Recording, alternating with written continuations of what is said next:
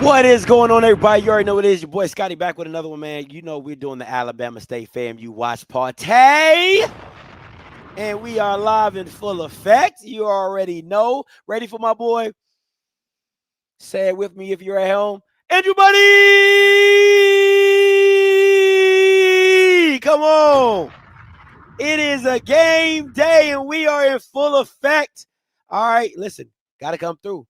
Listen, if Andrew is the player that I know he is to be, and Alabama State wants to go the places they want to go, he's got to come out with the dub.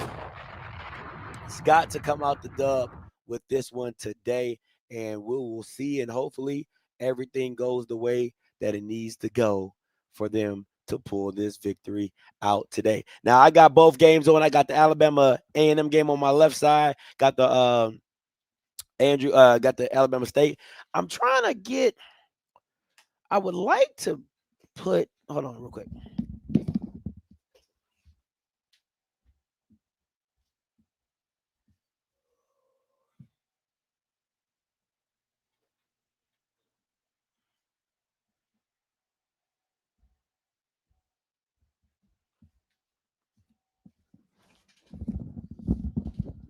I would like to get SWAC TV on my television so I can watch other games on my.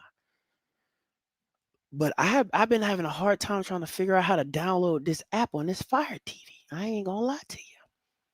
And I'm pretty tech savvy, but it's been bothering me on how I add apps on this joker. Let me see. Oh, here go app search. Let me see if I can find it. SWAC TV.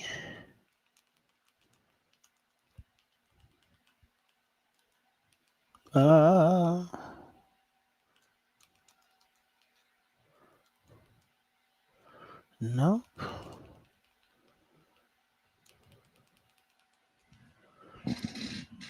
Boy, that thing be frustrating. Let me see.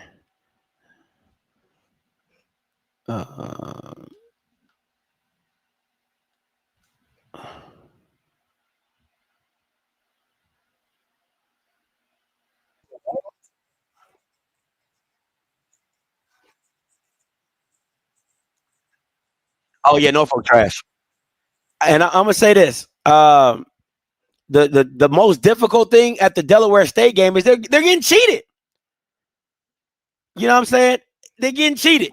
It's they straight getting cheated. I can't call it no other way, man. I mean, how you lose your quarterback in the first quarter of the game is just absolutely crazy to me. But that's the nature of the beast. That's the nature of the beast when you're on the road, man. You gotta beat the refs. That is what it is. That is what it is. So they gotta push through. They gotta come out. I mean, they've missed. Oh, touchdown, Sacred Heart. They've missed opportunities. The London kicker who was on freaking social media making a 60-yard kick couldn't even make a freaking 20-yard kick to make it a 2-score game, man. Like, miss me with all that. You on social media, Mr. London kicking from, God knows how far, and you freaking missing chip shot field goals, man. Like, nah, hell nah, man. Like, piss me off. So that's the situation you got to deal with.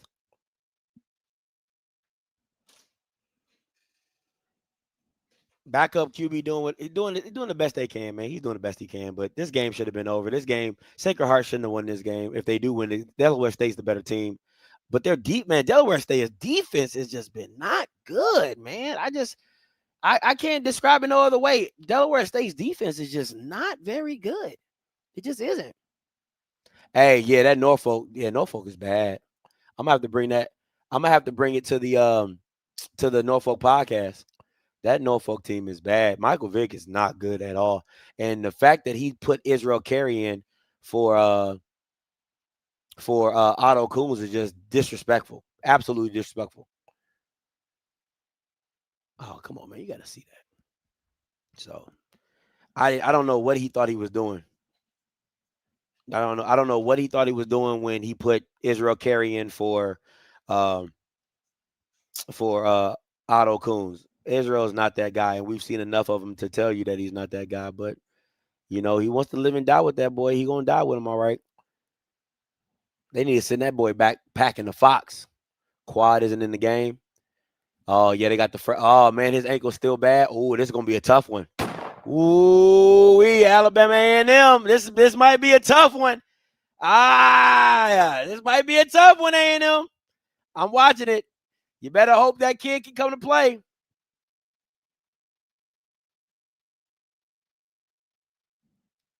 Yeah, this is gonna be a tough one. Yeah, A&M. I had A&M winning this game, but with no quad, yeah, I'm sadly picking Bethune. Sadly, gotta go with Bethune on that one. That's tough. That is a tough one. And did they go for the 2-point conversion? They must have went for the 2-point conversion. No, maybe they didn't. Yeah, I think they did. Oh my gosh, this Delaware State defense is not good at all.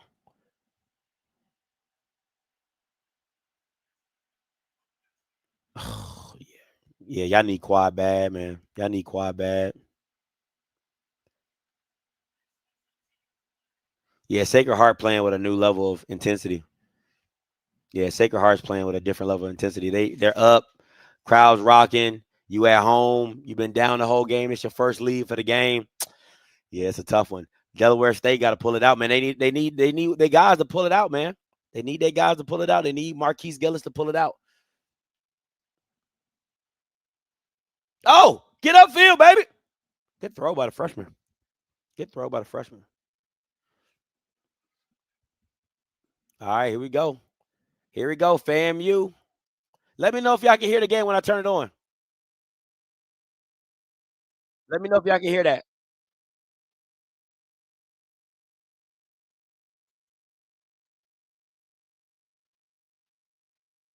Can y'all hear that?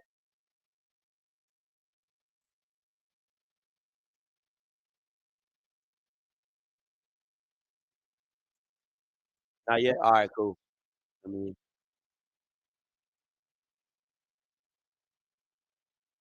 first game over 100 yards passing, a couple hundred yards. Over 100 yards rushing, a couple hundred yards passing. Then he hurts his shoulder again, so he sat out 2 straight seasons, but he has been on fire. Coach Eddie Robinson said you can't help but root for him because of his work ethic. He went up and down from Birmingham to Montgomery for his rehab, and he has taken over the league here to start the season. Jamari Holtzclaw is the starting running back, and a nice gain as Carl Legion got it on the second opportunity. Here's the starting offense for Alabama State as they have a minimal gain on first down. 3-yard pickup on first. Now 2nd down and 7 for the Hornets. Another hand. Oh, get loose. Get loose. Oh, hit the outside. For Alabama State, hit the outside. You bounced that out to the outside. We good. It's 88 out the gate, baby. Come on, man. Read the block. Division 1 FBS opponent UAB, and that offense just continued to cook throughout this first 3 games. Yeah, and FAMU has shown some leaks in their defense this season, so the Hornets looking to expose that. But as you point out, Eddie Robinson Jr., his offenses, the last 3 seasons have slowly progressively gotten more powerful this year. That A&M quarterback slow as a mug.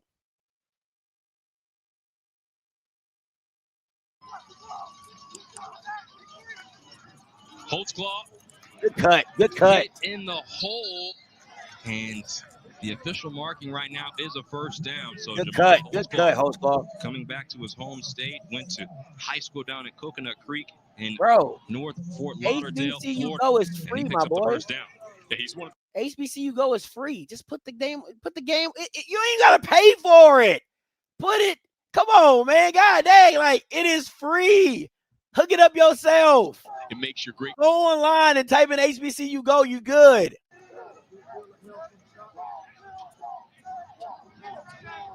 Legion goes in motion. Body will keep. Nowhere to go. Trouble. James Gardner Jr. was the first one there, along with Taquan Lattimore. Flag down. We'll have to wait for the call. Well, that's exactly what they're going to have to do if they want to slow down Andrew Body.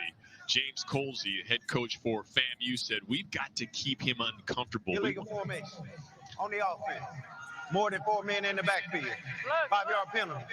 First sack. He says he just wants his defense to be pounding on him every chance. Keep it clean, keep it fair, but he wants to make him so uncomfortable that he can't focus on all the magic he's been sprinkling this season. Coach Colsey saying that Andrew Body needs to feel us. There it is. Hit that body. Oh, you got the slot. Come on now. You got this slot on the bottom of your field, bottom of the screen. You got the slot on the bottom of your screen. And 15. You got the slot, bottom of the screen. Catch is made. Good catch, though. And Good catch. an immediate tackle. Dylan DeJet. DeJet. Grab. Dylan DeJet.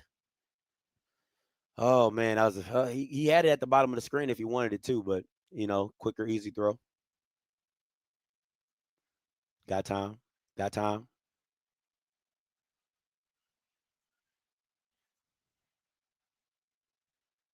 Man, I really like his character. He's the total package. If he stays healthy this year, he's going to be a superstar. Farrell goes in motion. He's the target and makes the nice, catch on the nice sideline. throw, boy. Nice throw, boy. That's a dot right there on the roll. On to your left, that's a dot. Good throw on an out route. I love it. Quick, easy throws, and they keep the chains moving. And look at Andrew Body throwing across his body, and this is a tough throw to make, but he is so effortless. His strength, I can see his size. He's gotten bigger this year. We've watched him in his rehab. He has grown into this role. His confidence, his leadership. I'm telling you, this kid is the total package. Great head on his shoulders, understands the game. He's going to be trying to light it up. Just picked up a first down on this drive. Hornets trying to continue that success. Holtzclaw in the backfield. Gets it coming to the left. Get it, Holtzclaw.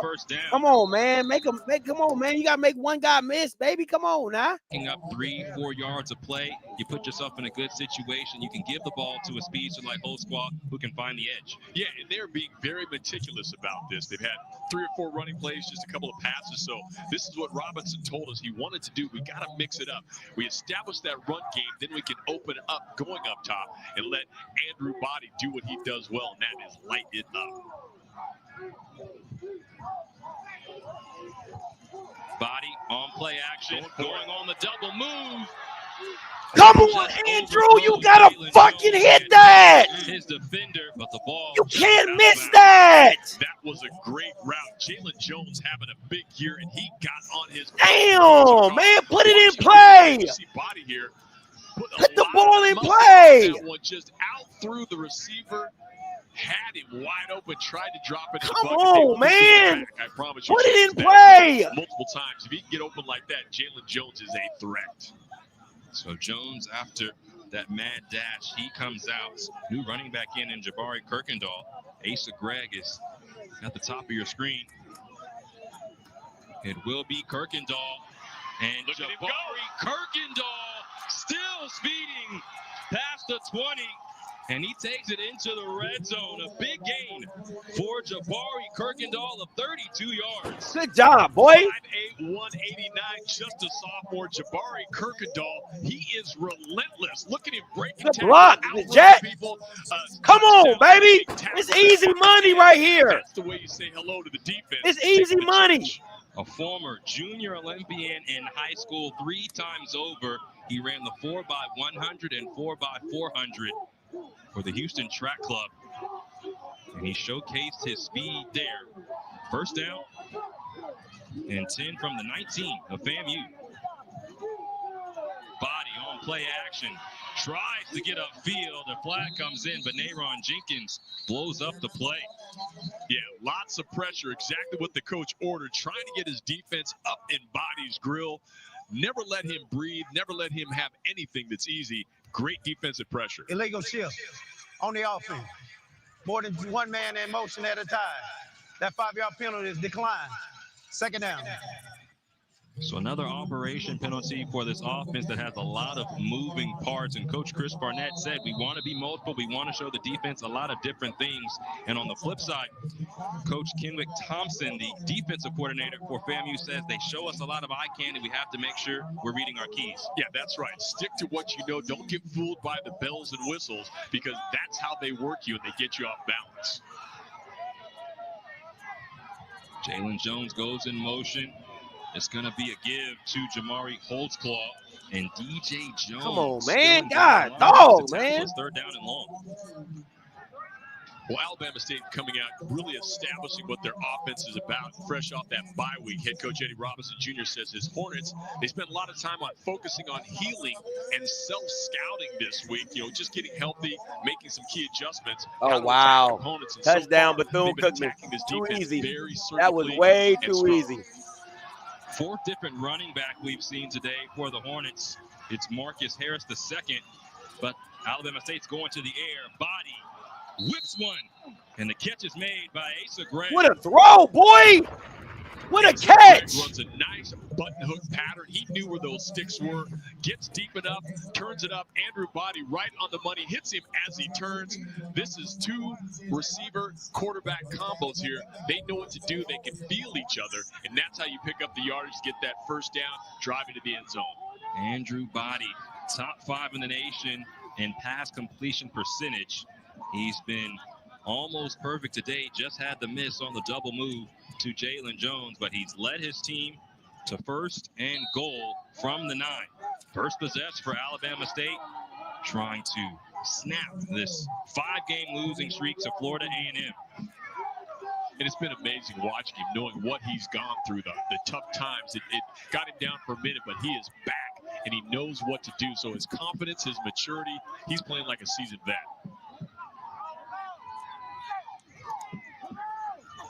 Holtzclaw. Let's go, baby! Come on, Holtzclaw! Get in there, baby!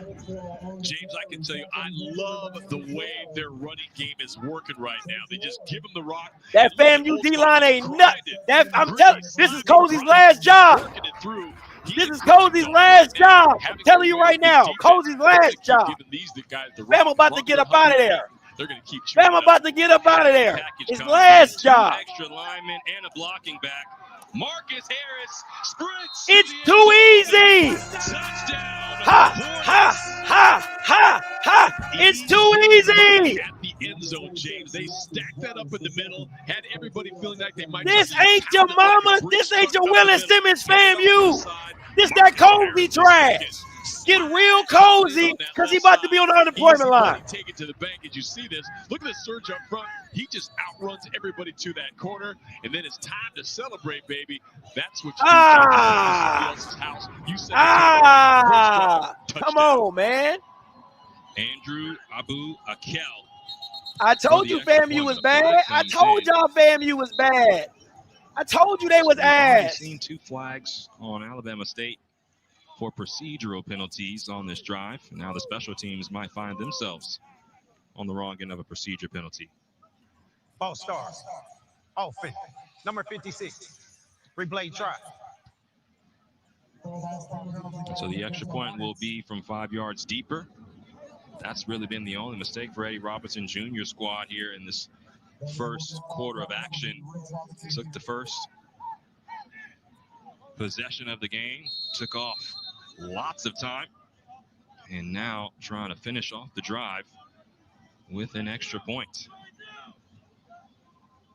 Very systematic business trip so far for the Hornets of Alabama State. Kick is up and it's good. Let me get that 7-0. First drive. Cuddy. Trip to Rattlers country.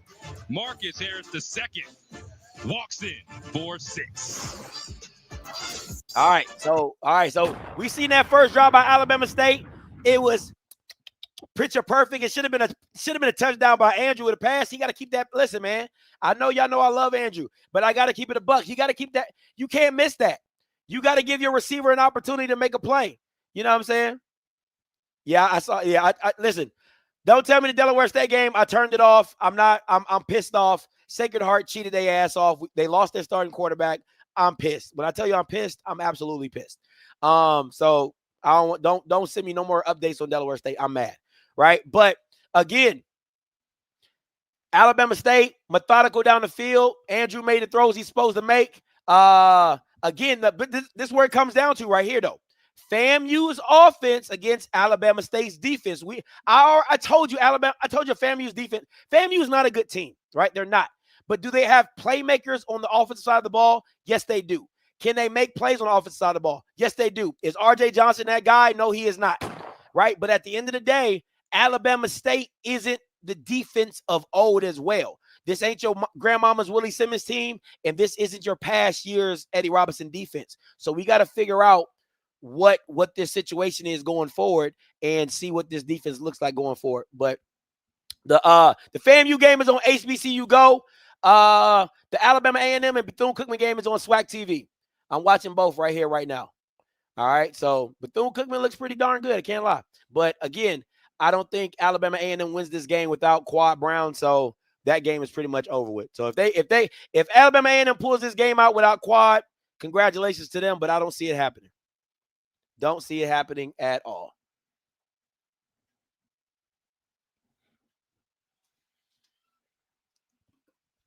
Let me see what else is on ESPN that I need to watch because that Delaware State game done pissed me off.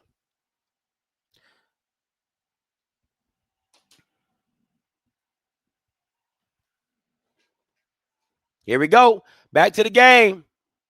The FAMU game is sold out at 3 o'clock in the afternoon. Good throw, man. Quarterback Andrew Body last year in the season opener, he suffered a devastating shoulder injury that ended his entire season. Doctors had to repair a rotator cuff, and some wondered if he'd ever be the same. But listen, Coach Eddie Robinson Jr. told us earlier this week that Body never flinched. He said the way he attacked rehab set sexy. And now, a year later, we're seeing them.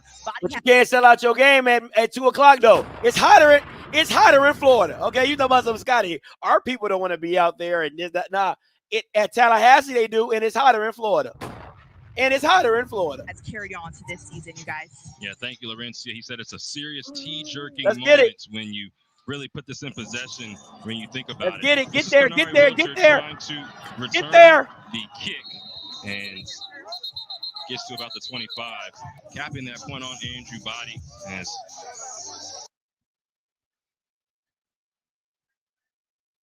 injury multiple times. Now, today's He Got Game is brought to you by Jeep. Defensively, DeAndre Morris, one of the best in the SWAC.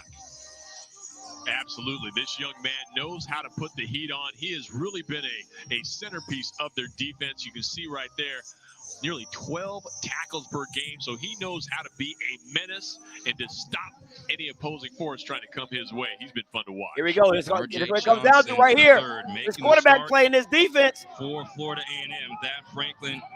First play, they're going to run it. 4-star and transfer from Miami, but they go to Johnson on the ground. Not worried about that. Not worried about that. Florida A&M has we not worried about that. Quarterbacks play, but the coaching staff going with R.J. Johnson. We not worried about that. It's important to note for Johnson III, he played 3 years at Toledo, but never played on the field. He was a part of the team, but never got a chance to get into a game. And so he's really a young player getting this experience early on, but now it's SWAC play, and it's now or never. Yeah, man, you get thrown into the fire. It is time to step up, but that's the best way. Here we go. You got a guy who's got to make him make throws. Got to make him make throws. This real action. Let's get some pressure back here.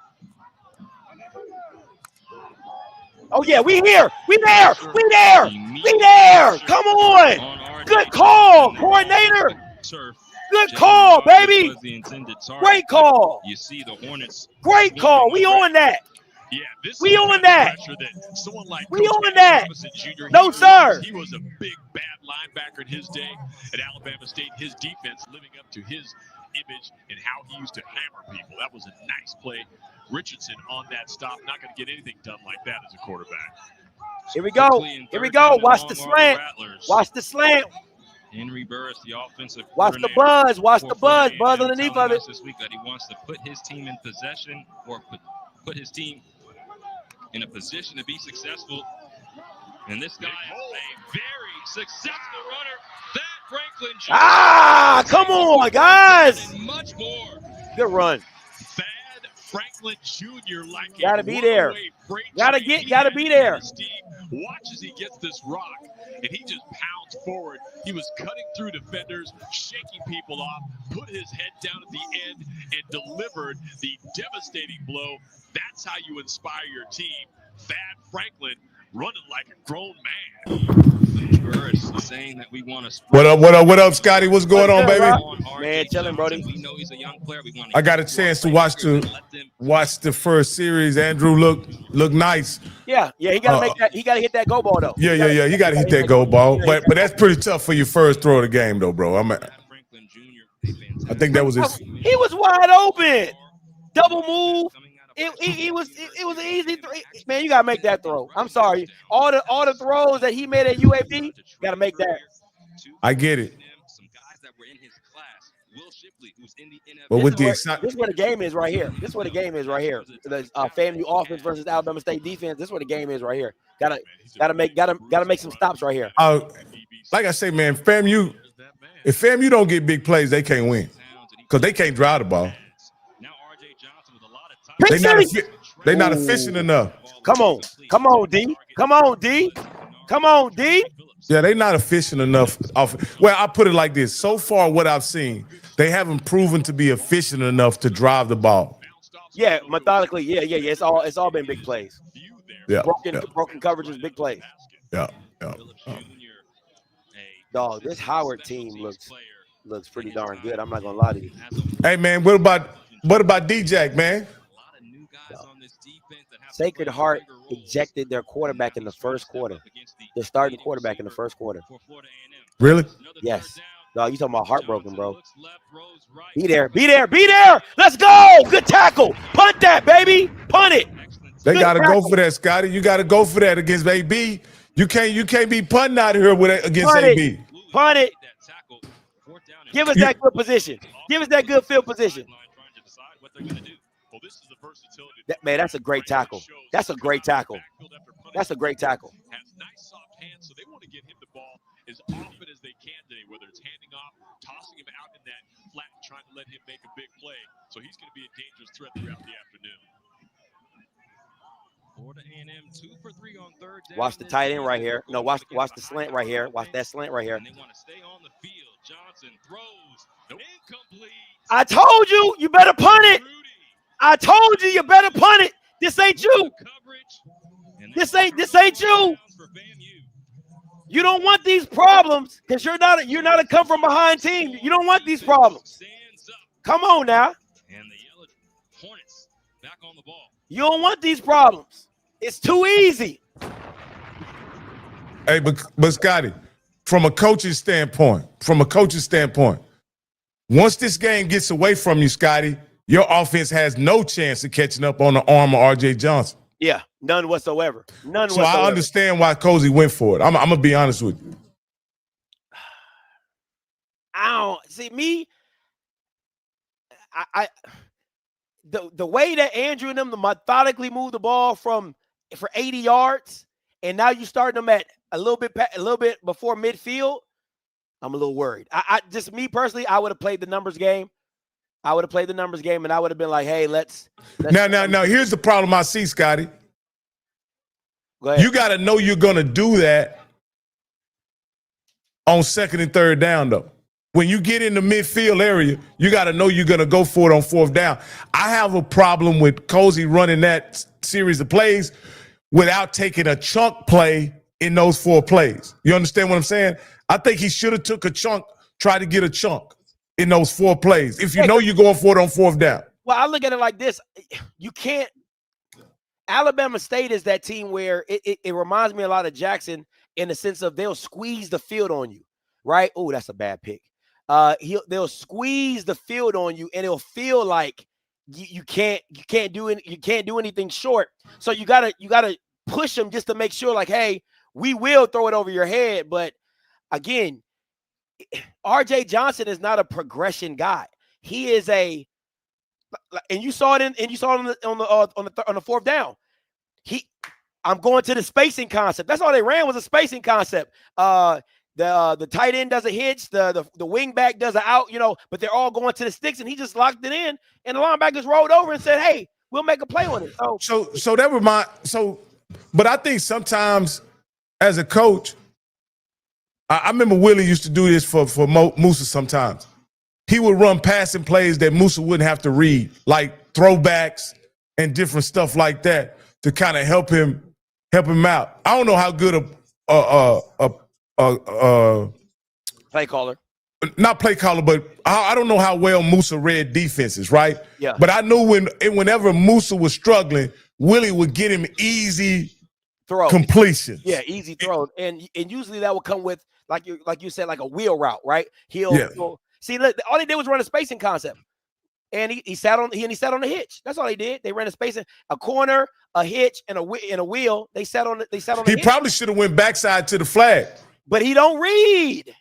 That's what I'm saying. He doesn't read. He don't. Oh, okay. I'm gonna take the better coverage on the backside. I'm gonna take that 1-on-1. But maybe they told him to go to the front side because you had more options. But it was a great defensive play.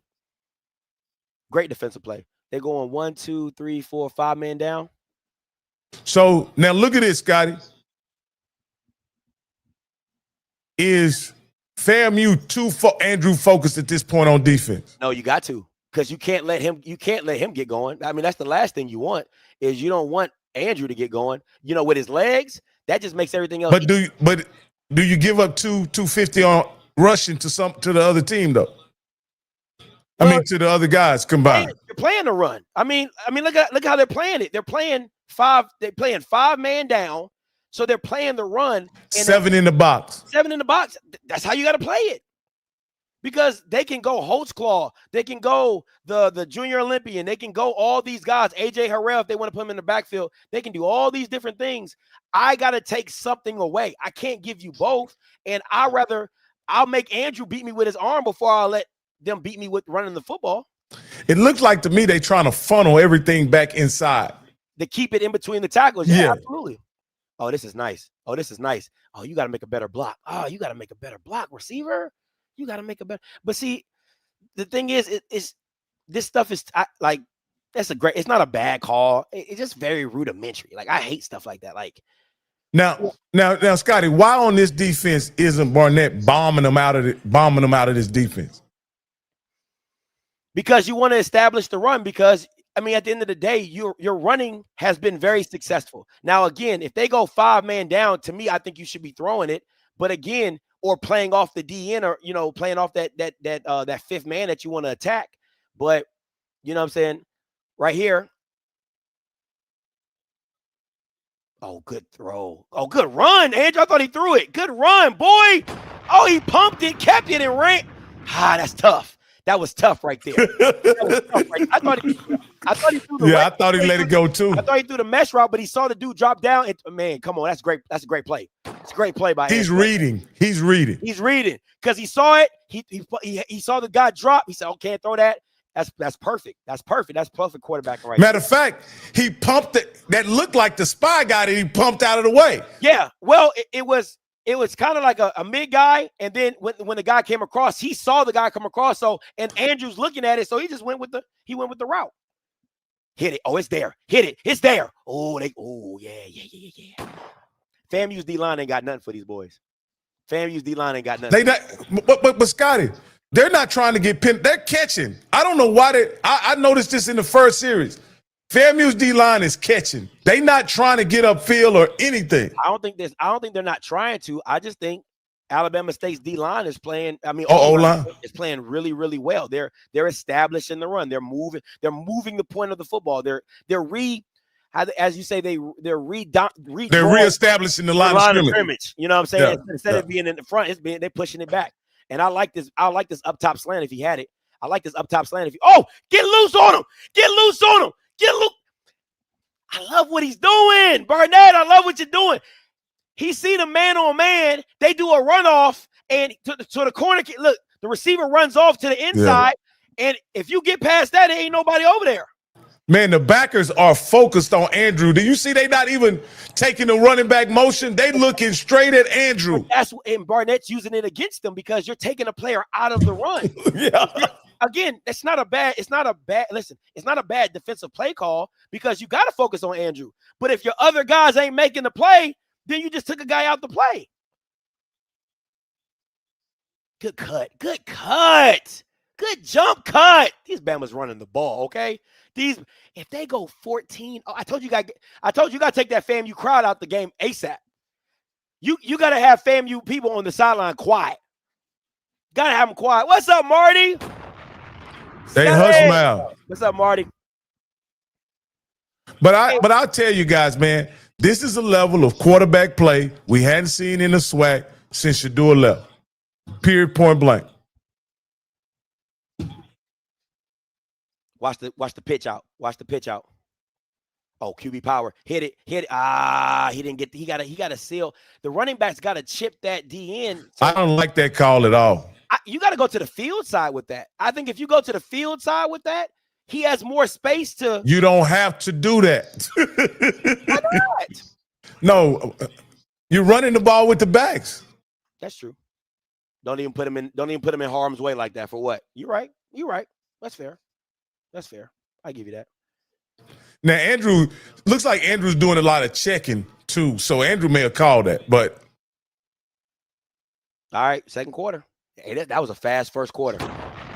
Shit. That was a fast first quarter. That's a lot of run plays, brother. Hey, that's a fast first quarter. That's all I'm saying. But, no, I agree with you on that, Rock. You don't have to put Andrew in harm's way like that. There's no need. What I would have liked to see, though, I would like to see that Tim Tebow. Oh, yeah. I would love, because, again, like you said, everybody's so hyper-focused on Andrew. If he gets the shot and he just goes like this, they're going to come up, dump it over the top. That's what I like to see. Now, I'm like this. As long as they're running the ball like this, Scotty, as a coach, I'm not calling no design runs for Andrew. Like, as long as they can run the ball. I'm talking about the whole season. Yeah, I get you. I'm not calling no design runs for Andrew. There's no need to get my quarterback hurt. I get you. Because that's what they're there for. That's what the running backs are there for, right? And I got 4 of them that can all go to the house. They can all take it. I agree with you, right? And like, much like Southern, FAMU has come in this game and says, Andrew's not going to run on us. And which is fine if Andrew was Cam McCoy. But not, you know what I'm saying? Like, Andrew wants to throw the ball. Andrew is capable of throwing the ball. So it's not a situation to where you're like, your bigger focus should be, we're going to stop the run and not just hyper focus on isolating on Andrew's not going to beat us. You get what I'm saying? So that to me defeats the purpose. But again, stopping the run means stopping Andrew's running capability, but it's not like he's a Cam McCoy to where it's like all he can do is run. That's my thing. Yeah. Because like you see on third down, you're going to have to abandon that Andrew-focused defense in order to stop the overall run. Yeah. Well, stop the passing game. Like 2 times on 3rd and 8, Andrew got once on the run, once on that little in-cut pass. Yeah, the curl. Yeah, the curl. So, no, I get it. Man, Howard is giving Richmond the business, and I'm surprised. Really? Yeah, it's 12-0. And they got I think Richmond got a total of 33 yards. All right, let me see what. You guys have been firing on all cylinders. What's the priority to keep that momentum going forward? Well, first of all, too many penalties. 3 penalties in the first quarter, so we got to keep that up. But big time right here. We know it's a lot more football to play, so we just got to keep grinding. Thank you so much, Coach. Well, I know Eddie Robb is just like, thank you, Lord. Thank you, football gods, that you have given me a quarterback. No, he just had more sense than everybody else. That's all. Like Andrew was available, bro. It wasn't a situation like nobody could have got him. Bro, you talked about this in November before. Yeah. Let's see what we got here. Watch the pick route. Watch the rub route. Got him. Oh, that's too easy. Oh, that's too easy. That is too easy. Double slant with a delay slant. That's too easy. Great call, Barnett. God damn, that's too easy. Yeah, that's pitch and catch right there. Pitch and catch. Look at the route concept, though. He went wide. he did an out and then came back in with a delayed slant. Oh, that's pitch and catch, man. Jesus. Come on, baby. Wasn't it like a stop slant, though? Yeah, so Jalen went wide. So when he did the motion, he went wide and then came back. Like he was going to do he faked like he was doing a flat and then came back to do a delayed slant. So the first guy, they did bunches. The first guy did a slant to pull away the safety, and then the delay came back around and hit the second man. Oh, okay. That was nasty. Love the concept. Almost like a whip, almost. Yeah, just a reverse. Like instead of going out, you went out and come back in. Yeah. So, come on, man. Come on, man. Man, I tell you this, when you got a QB, it makes a difference. It makes a difference. Hey, I just want to say this. Can we end the conversation about I would take Jacoby Morgan over Andrew? Can we end that right now? That's been out my comment. That was never in my vocabulary. No, but I heard somebody say that. Never been in my vocabulary. Never. Boy, I'm not, I'm a Jackson guy, man. I like Jackson State, but I want Southern to give him a game today, man. I really want Southern to give him a game. I think it will be. I think it'll be a closer game than people think. But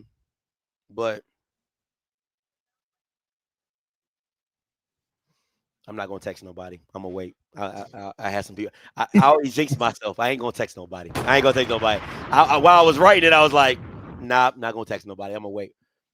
Yeah, let's get through this one. Yeah. Let's move through this. Nice and easy. And then Alabama State has a gauntlet too, man. They got a gauntlet. So yeah, I think everybody got a gauntlet because of this the team. Everybody in the East has got a gauntlet. Let me be very. Everybody in the East has got a gauntlet because of just the teams elevating their play. Scotty, this is crazy. I've always been a proponent. I like the divisions, right? I like divisions, right? But I don't think it's right at this point when literally you have 4 teams in the West. 4 teams in the East that could win the West, hands down. Like if you move the top 4, one of the top 4 teams to the West. Yeah. One of the top 4 teams from the East to the West, they all are the favorite automatically when you move them. Absolutely. Absolutely. Alabama A&M becomes the favorite. Of course, Alabama State. Even FAMU becomes the favorite. Yeah. If they move over to the. Yeah. And of course, Jackson State. Yeah. Here we go. Backing it up this season. He has been the top receiver in the SWAC. Whoa, what happened? And Kanari Wilcher called for what seemed to be a fair catch. Did they set the ball ready for play? On Jones. No, I think he might have. If you do that. Oh yeah. You can't put your arms out now. Yeah, you can't do that. At this point, I don't. So we have to wait. The whistle's blew. Wilcher was ready to get rolling. Maybe the refs weren't in the right place yet. And let's see. Timeout on the field. We'll take a break as the ball is spotted at the 5. That's where Florida A&M's going to have to start when we return. 5. Oh, you trying to get this game away? You trying to give us the game, baby? Now, I want to be very clear, Rocky. I told numerous FAMU people, I said, you're not a good team. I said that. I said if Albany State, I don't know if anybody was watching this. I said if Albany State was an FCS program, you lose. You lose. They were that better. They were better than you. You just had more talent than them, but they were a better team than you. Nobody wanted to hear what I had to say about that. Just saying. Well, again, I didn't watch enough of that game to really. I knew as much as they talked about that Albany State quarterback, I knew Andrew was better. You know what I mean? Yeah. And I knew he was better because I knew Andrew had done more against better competition. That's so I wasn't gonna buy. What I'm surprised at is that I don't see the talent from FAMU jumping off the screen the way it has in previous years. Rocky, they don't have it. That's been the kicker that people have been saying on the low. Like I'm like, you can't for the under the Willie Simmons era, and even that first Cozy year, which were Willie Simmons players, you could name the talent that just popped off the screen. But nowadays, they don't have it. It's not that same. Oh my God, boy, that Bethune is fast. It's not the same. It's not that same level of talent. They don't have that anymore. Yeah. And Cozy, as much as he tried to make it his own team, the talent has deteriorated. It's just gone down from where Willie. I told you, Willie gave you a Porsche, and now it's sitting on bricks. So let me ask you this, because I've thought about this about FAMU. If they got another coach Previs, could they? What's the coach? Coach Previs? What's the coach that recruited the guys for Willie? The guy that went to Colorado State. Colorado, and then came back to Repress. Yeah. Repress. My bad. If they get a guy like that, because Cozy is not that kind of guy. Nah. Let's just be clear. Yeah, he doesn't have that personality. I think you need a guy. As much as Cozy is a Florida State guy, he's not a Florida boy. He's not. He is a white man. I don't care what nobody says. I didn't say that, Scotty. All thoughts and opinions of Scotty, Abrion Scott of Off Script has nothing to do with Rocky and the Coach's Corner. I'm telling you, Cozy is a white man, okay? He is not a Florida dude. If you talk to anybody from the Willie Simmons era, they say, yeah, Willie Simmons was really professional, but he's a nigga. They love to say they say Willie's a nigga. Like, he know Florida. Cozy is not that guy. Here we go. We back. They better get up out of here. They better get up out of here. Johnson hands off on first down. Yeah, you better get up out of here, because if you don't, it's about to be 21-0. And somebody better pass the sticks. Hey, Scotty, do you abandon? Do you get more aggressive? Well, you have to get out the shadow of your own goalpost, but you got to get out the shadow. But then do you start running those post routes that made R.J. Johnson famous against Albany State? I don't think you do. I don't think you want to. Again, you're never going to win a game off R.J. Johnson's arm. You're just not. And the better, the quicker you figure it out, the better. They're going to run this again. Leaning on Franklin, trying to hit I could tell you that. I could have told you that based off the formation. I knew they was going to run it again. Hey, and Alabama State knew it too, because the safety's running down as soon as the ball is snapped. It's run, pass. Now you're 3rd and 5, 3rd and 4. What you think they about to do again? They about to pass it. So, yeah, this game's on HBCU Go. They about to pass it, and they about to run a wheel with a slant, and it's about to get stopped. Great production too, man. Shout out to HBCU Go. Great production. Amazing. Shout out to Curtis and all them guys over there at HBCU Go. Yeah, we had Curtis on HBCU Coach's Corner. I suggest you guys go take a look at that when you get a chance, man, because it was a great interview. He's going to the top of the screen. Watch. He's going to the top of the screen. Watch what? No, they didn't run it again. No, they. Okay. Oh man, that's tough. Yeah, they did. They do not trust that quarterback. They do not trust that quarterback at all. He will punish you, and that's what makes him dangerous. He's got good speed. They just like the way he can come out of that back. I'm keeping Andrew on the sideline too, brother. He's just a powerful. If I can run this entire clock out, score a touchdown just before halftime, I'll take it. That's fair. You know. You gotta get in the backfield. You gotta stop these running backs' feet in the backfield. Watch this play action right here. Be careful of this one. Just a second possession for the Rattlers offense after 2 touchdown drives for the Hornets. They don't got it. Nothing. That O-line ain't it. I don't know what Cozy thought this was. I really don't. This looked like some old school Nebraska, run type stuff, and I'm not understanding it. Seeing Eddie Robinson Jr. talking about going into SWAC play. This is where everybody's 0-0 in this game as far as the conference. You can establish yourself put a flag in the ground, let everybody know what you're bringing. And right now, they look strong, hitting on all cylinders. 5 first-teamers no longer here. Is this the first must-pass situation? Amon Scarborough Got no him. longer with. Dog, did you see his eyes go anywhere else, Rock? Dog, the Bama said, hike. Dog, go back and watch the replay, Rocky. As soon as he says hike. Coach, they said on this game he was at Toledo for 3 years and did not see no field. It's a reason. It's a reason. It's a reason. It's a No reason. field? It's a reason. That Bama said down, said hike. Come on, man. What you supposed to do with that? What you supposed to do with that? You got probably 3 other progressions to go through. That Bama did this the whole time. Come on, man. Now play will 3rd and 10, and he got to pass it right here. Down and 10. This is where Alabama State wants you at. But this is where offensive coordinator earns his money, though, right here. If he could come up with something. Right, with the right quarterback, yeah, but they probably gonna blitz you right here. I got to speed you. What about a screen? What about a screen? A screen would be a good call. I think Alabama State's gonna blitz you. I think a screen would be a great call right here. But to me, that's the screen would be a great call right here. I used to like them old throwback screens too.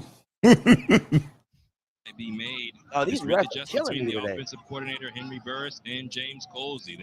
Coach Colsey told us that play is what precipitates a potential change. Yeah, and so we'll have to see if R.J. Johnson can get it in gear, or we might see Jet Petty, the JUCO All-American.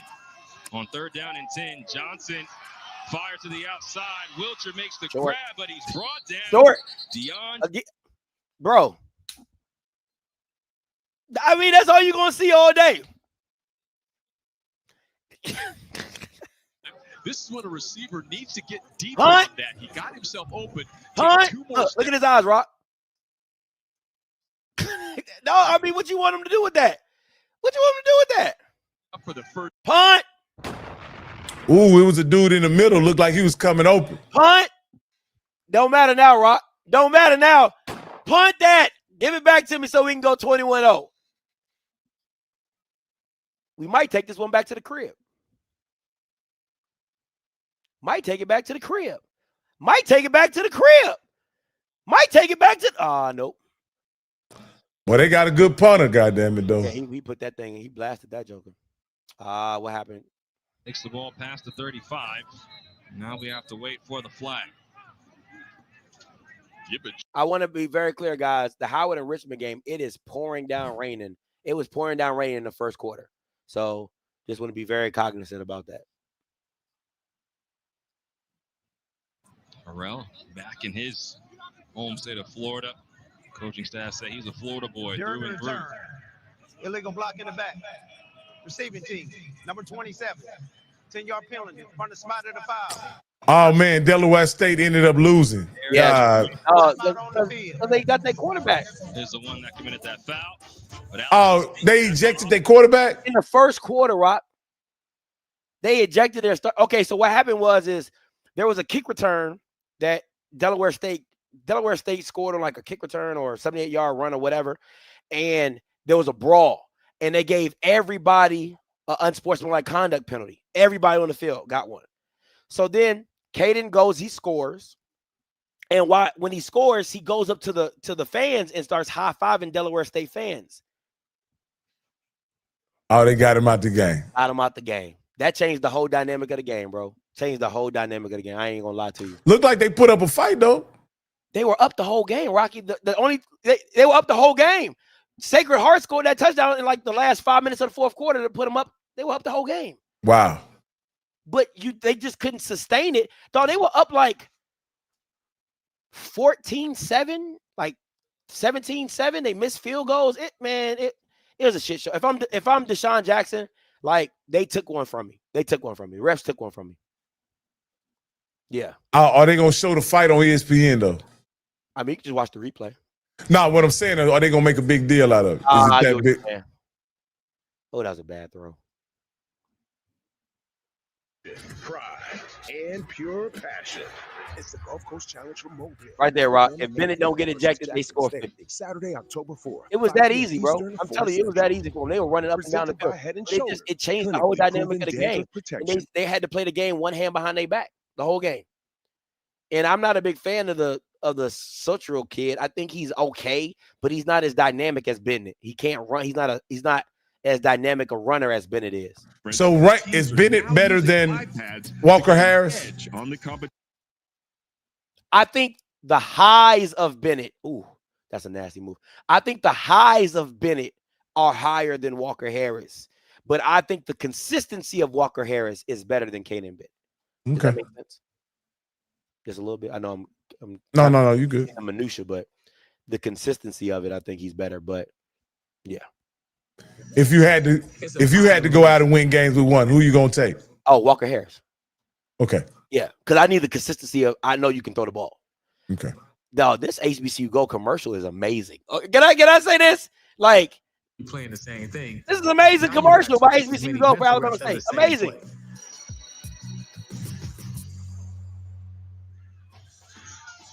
Well, thanks to our friends. SWAC TV, take note. Dog. They really should turn SWAC TV over to HBCU Go. Yeah, I agree.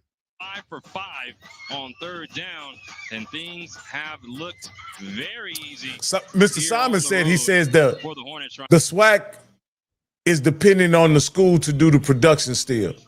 And he says they need to eventually get away from that. They got him. He got him. He got him. He got him. He got him. He got him. He got him. Oh my God!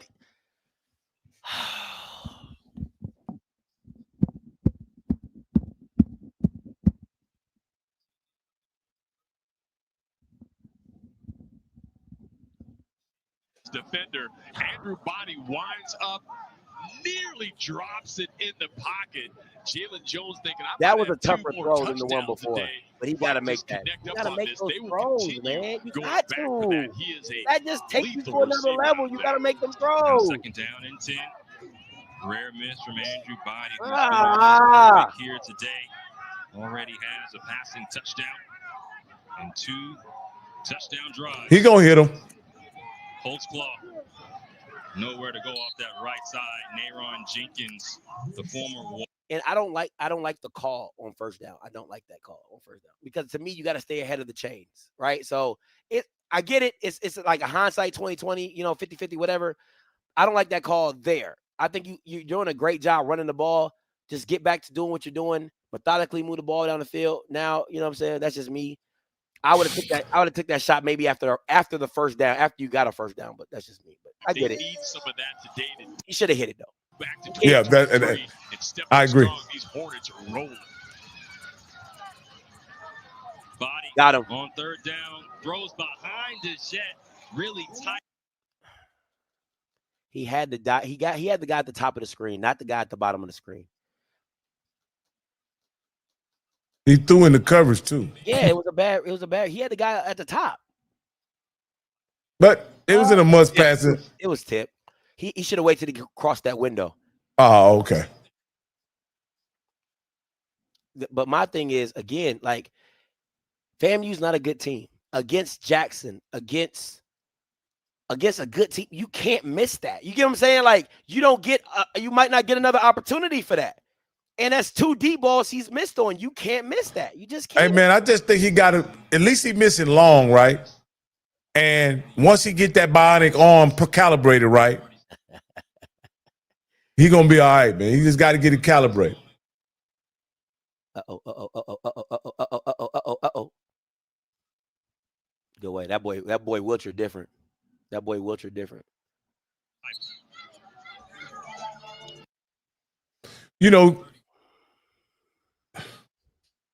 Playing with a quarterback like R.J. Johnson in a game against like a guy like Andrew Body is a coaching staff that's playing with one hand behind their back. Yeah, and they're doing it to themselves. Yeah. He's limited. So everything you do has to be around his limitations. So the junior college All-American. See, I didn't know the kid was a junior college All-American. You understand the petty kid, right? Yeah. So he has a pedigree. In Cali. He has a pedigree. Why are they fooling around with a guy with not much game experience? Because it's Cozy wants R.J. Johnson to play. That's the only reason why Petty's not in the game. Cozy wants him. And that's why I feel like Cozy should get fired for him. See, I thought Jet was a true freshman, and I understood not going with a true freshman. Mm-hmm. But the reality is Petty has a proven track record if he's a JUCO All-America. Look, what are we doing? Got more film, got more experience. You know what I'm saying? For somebody to be at Toledo for no years and 3 years. 3 years and don't play No. it. Never see the field? Never see the field? Come on, man. What we talking about, bro? Now I'll tell you this. RJ can fill out a uniform though, brother. You know what I mean? He looks the part. Yeah. And he can run a little bit. Yeah. But I need my quarterback to distribute the ball. Yeah, you want a quarterback to be able to do that one thing, that throwing thing. You know what I mean? Oh, how the hell he picked that off? I don't know. Wow. That's crazy. Alabama A&M. I'm watching the Alabama A&M game on the other side. He picked this ball off nasty, like crazy pick. Let me see this.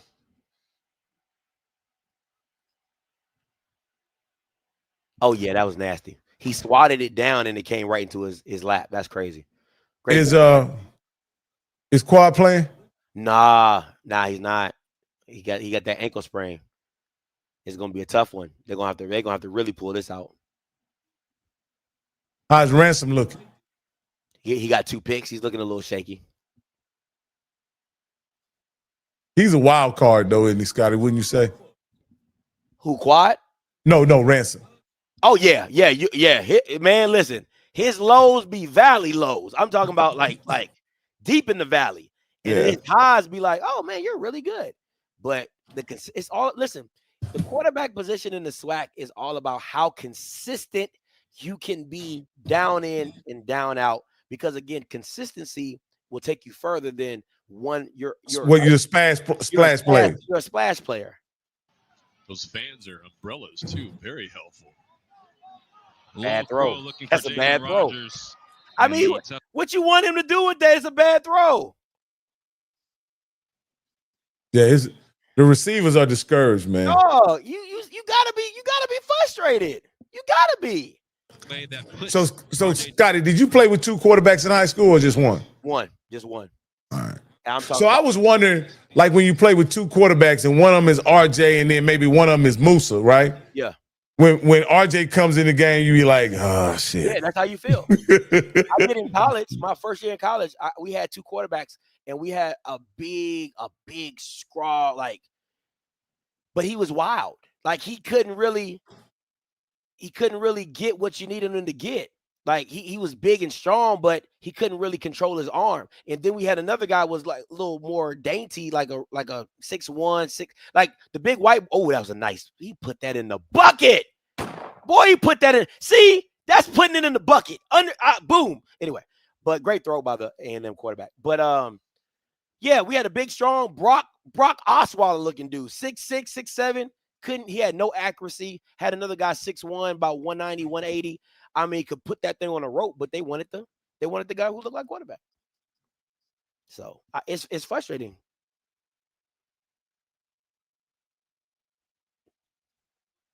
That's all you're gonna get from RJ, right? That's all you're gonna get from him. That's good though. I'll take that. You have it where you've got your receivers out, and he knows he's going to run this thing, so he plants his heel in the ground and just pushes off. Knows where that marker is, takes it for the first.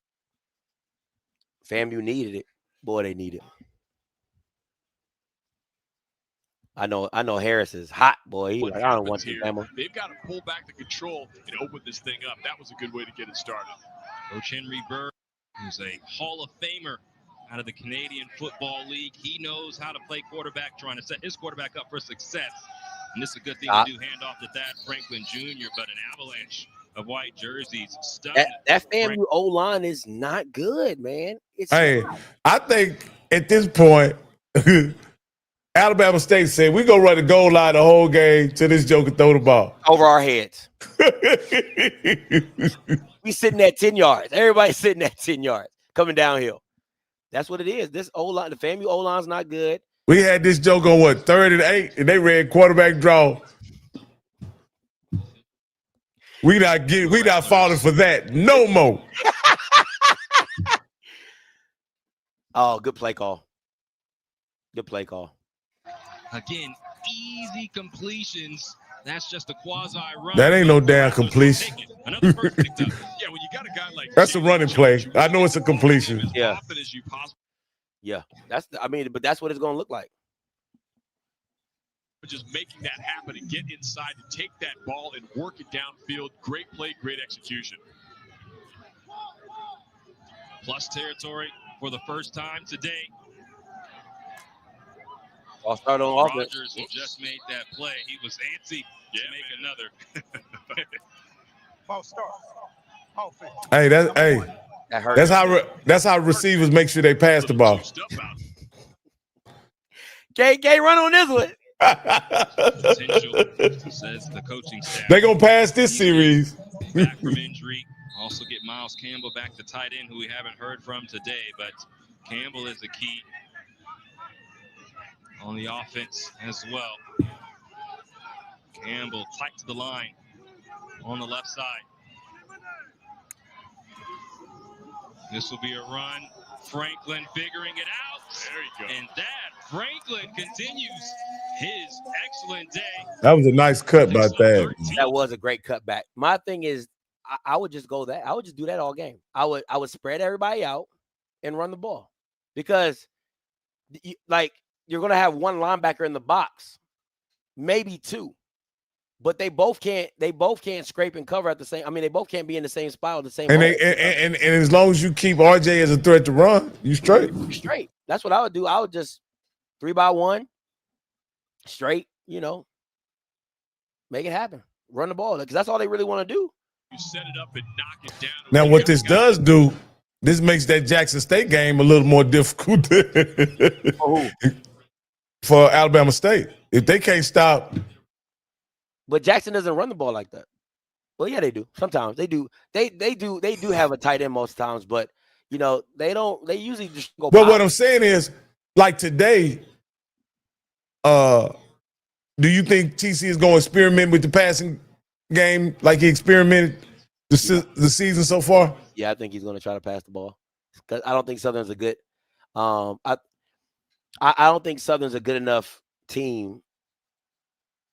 I don't believe he thinks Southern's a good enough team to not try to pass the ball. Oh, okay. Okay.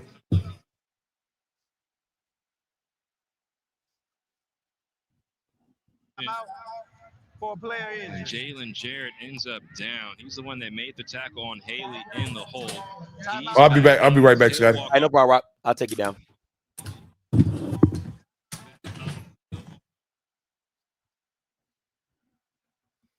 Listen, Alabama State's line is weak.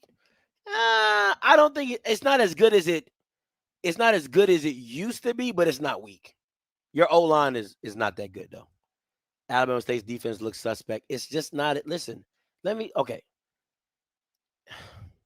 It's not as good as it was last year, which is still better than a lot of teams' defenses. Can we just say that? That's what I'm saying. Like, it's not as good. If you're expecting the number 3 overall FCS defense like they were last year in all of FCS football, then no, they're not that. But they are better than the normal SWAC defenses that you see a lot. I think that's where you got to come. And then, if we're being honest, like, FAMU's O-line isn't good at all. Like, it's not good. A lot of what they're getting is just, it's like, when you're coaching O-line, it's really like, bro, just, that's a fumble. It's really like, hey, just get in position and just be in between the defender and the ball carrier. That's really what it is. So I don't think the FAMU O-line is mauling anybody or moving anybody. They're just getting themselves in position to be between the defender and the ball carrier, and then the running back has to do the work. That's pretty much it. But are you going to see FAMU's line maul anybody or push people 3, 4, 5 yards off the? No, not going to happen. Not going to happen at all.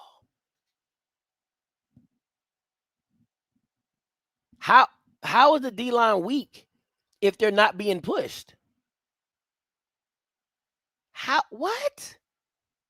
Guys, what are we saying? What are we saying? It's literally 14-0. They've scored on 2 of the last 3 drives.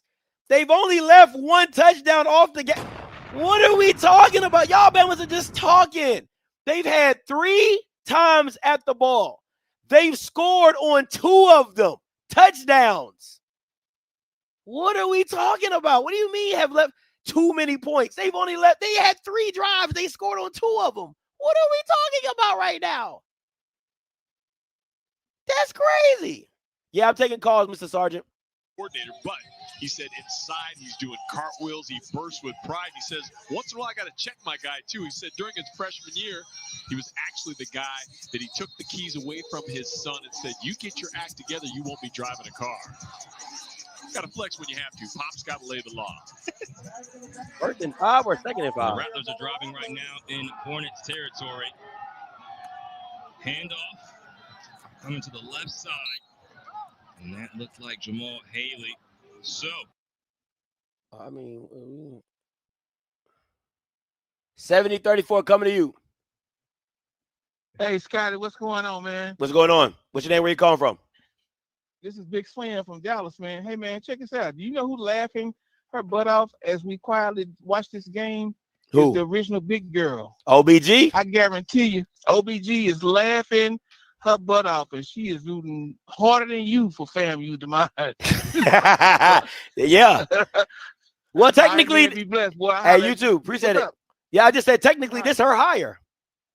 Oh, but did she want to hire old boy?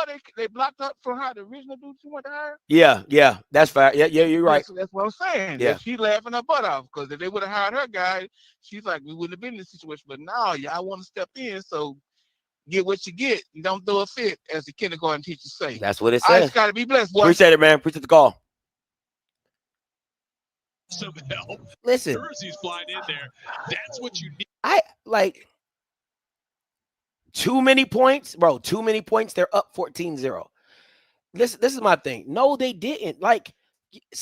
Listen, man, some of you guys really don't understand football.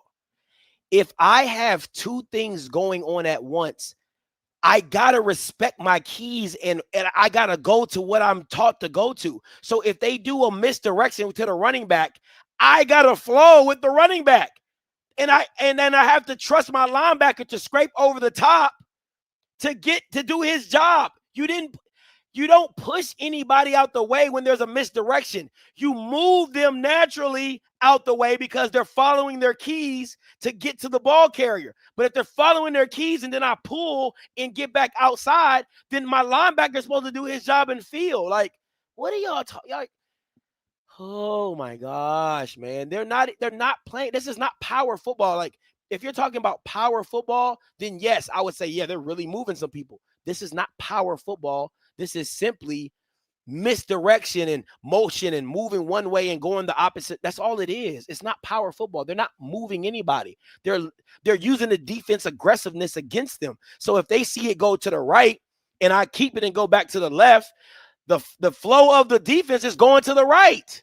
What are you talking about?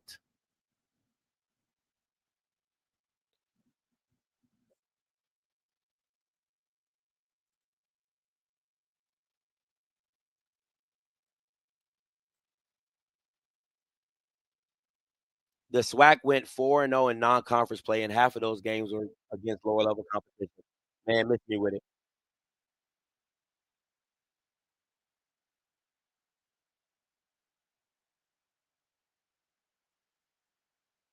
I don't think that's targeting. on the day for Alabama State, so somebody's going to have to step up for the Hornets. Yeah, next man up. That's what these guys are built to do, and everybody has to be prepared. You talk about being ready for the SWAC. Yeah, it's heating up just as SWAC players. I think for FAMU, not for FAMU. I think for Alabama State, they can't. You can't sell out against the run because the speed of FAMU is prevalent. Like you can't just sell out against the run. Who's got the SWAT guy? Florida A&M trying to punch it in. Got Franklin. Yeah, you can't like that. You got to sell out for it. But any other time, you can't sell out because of the speed. It's called power football. Smash mouth in your face. Thad Franklin Jr. finishing off the drive. They needed to. They needed to strike again. That drive in and of itself resurrected everything they've done wrong today. The power finish by Big Zero, flexing strong. This is that momentum. 3 minutes left. Again, that's why I didn't like the play call from the go ball in the beginning. That's my issue with it. Even though Andrew should have hit it, I didn't like the play call. So that's just my 2 cents. If they hit it, it's a great call, but that's a powerful one. Yeah, FAMU needed that really. Oh, he missed it. Wow. Okay. That didn't help.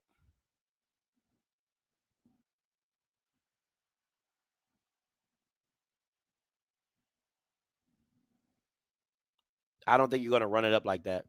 After making the play, and Franklin, we talked about his success, even going back. Yeah, I don't think you're going to run it up like that. And if Andrew scores right here, that's a tough one. That's a tough one if they score right here. We broadcast on HBCU Go is also available on sports.tv. Sports.tv has the most free sports channels available. Go to sports.tv to watch now or download. I don't think Cozy doesn't want to change. Cozy does not want to change quarterbacks. He wants to ride with RJ Johnson. Really, really nice crowd here today, too. So the home team represent. Looks like we got a lot of people visiting from out of state as well, from Alabama. So nice crowd, great energy outside the stadium as well. And the home team stepping up, taking advantage, taking control. That is that adrenaline shot that you need after you've been punished and dominated for basically 2 quarters. Coming up strong like that resets and refreshes their whole mentality. Alabama State trying to stifle all that momentum that Florida A&M has right now. Porto puts it in the air. Ball falls in the end zone for a touchback. So Alabama State's back in possession, 3:12 remaining, all 3 timeouts, and plenty of time for this explosive offense to detonate. You got that right. When you got a guy like I think for Eddie Robinson, you got to go back. You just got to make the adjustment of, okay, how are we going to attack this running attack, right? Like how are we going to attack their running attack? They're not pounding us up the middle. They're getting us off the edges. They're getting us with motion. So that's what you got to figure out, how you're going to attack that. The best QB in the conference. Yeah, 10 touchdowns on the season, actually now working on that, making it more. So again, he has not thrown a single interception all season, so his efficiency is equally as strong. Let's see what Andrew's gonna do in this 2 minutes. Get loose. Again, I agree with you. I don't think you needed to do that. 2-lane transfer, flags in, resting at around the 32-yard line. So we'll have to wait and see what the call is. Florida A&M also has all 3 timeouts, so this is an important portion. What happened on the extra point? Personal You missed foul. it. Illegal hands to the face. Defense. Oh, I'll take Number that. 2. I'll take that. 50-yard penalty for the end of Let the me get run. that. First down. First down. First down. Simeon Let me get that. Hines, the redshirt junior from Davie, Florida, picks up the penalty. All right, man. Now, a lot of First down. So I'm so happy to see from Andrew Body after 2 devastating shoulder injuries, kept him out basically for 2 seasons. He's still putting his nose up in there, running that ball like he is free, fearless. Oh, you got to run this. It's a light box. You got to run this. Awesome. You got to run this. Got to run this. right box. Gotta run it. Gotta run it. Body going to Gotta run it. Gotta run it. This time he goes Gotta run it. Let's go. Come on, baby. Gotta run it. As James Gardner Jr. was pursuing him from behind, but a positive gain on first down. Let's get it. Coaches love having a dual threat quarterback. They also love a quarterback that knows when you are What? in harm's way. Oh, the disrespect. Brother, just get to What? the But You the gotta spot was protect your horrible. quarterback as much as you want. He As slid. much as you can. But I'll tell you, Andrew Body is fearless. See ya. Maury Holtzclaw sprints through the hole, takes it into plus territory. Hard left. 38. James, you said it about a minute ago. This Again, if FAMU want to play that keep away ball, we can play that keep away ball, but we gonna win. We gonna win. We gonna win because I trust my quarterback way more than I trust yours. the 2-minute warning is this hits right here. We just gotta come out with it. We gotta get a touchdown right here. Alabama State trying to add to their. Come on, man. I really would like Alabama State to score in the next couple plays to see if FAMU would open it up. I think if they score with less than a minute, I think FAMU takes a knee. That's what I think too. I think FAMU takes a knee. I think they say, "Hey, we get the ball. We get the ball at half. No need to put the ball in harm's way. We'll come out in the second half and we'll establish the run, or we'll do whatever we need to do from there." I think that's what they say. Somebody say Hampton and Elon got a game going? Oh, everybody playing hard today. No, I'm not. No, I'm not. No, again, let me be very clear. I always wish the well for FAMU, right? I always hope the best for FAMU. I like FAMU. I don't like Cozy at all. I hope you guys lose every game so Cozy gets fired. But if you're telling me to pick Andrew over FAMU, you're out your cotton picking mine. If you think I'm gonna pick FAMU over Andrew, you're out your cotton picking mine. Cotton picking, okay? Picking of the cotton, okay? Not happening. But at the end of the day, once you guys get a new coach, once Angela Suggs gets back in there, fires Ninja Turtle, and gets a real football coach in, oh, y'all gonna be right. FAMU gonna be right. Give it some time. Give it some time. Y'all gonna be right. If y'all had Deshaun Jackson. If you was Angela, would you go get Smitty? From FIU? Yeah. No. I don't need to. Like, to me, I think you're in a rebuild. This FAMU is a rebuild now. Like, okay, if you get Smitty after Willie leaves, you just kind of keep that train rolling with all those guys, Billy Rowe, AC, all those Willie Simmons coaches. They kind of stay around and they help Smitty along with keeping the Porsche oiled and washed and tires rotated and everything like that. Once you went to Cozy and he got rid of all Willie Simmons stuff, you're a Porsche that's on bricks, no doors, clutch burnt out. Okay, so that's a rebuild. So to me, Smitty doesn't help you in a rebuild. You need a guy that's going to come in. You need a Quinn Gray. You need maybe a Teddy Bridgewater. You might need just somebody that can come in and really get the talent going and build. That's what you need. He said start selling parts off the porch. Oh, my bad, Mr. Sergeant. I see you, Mr. Sergeant, coming to you right now.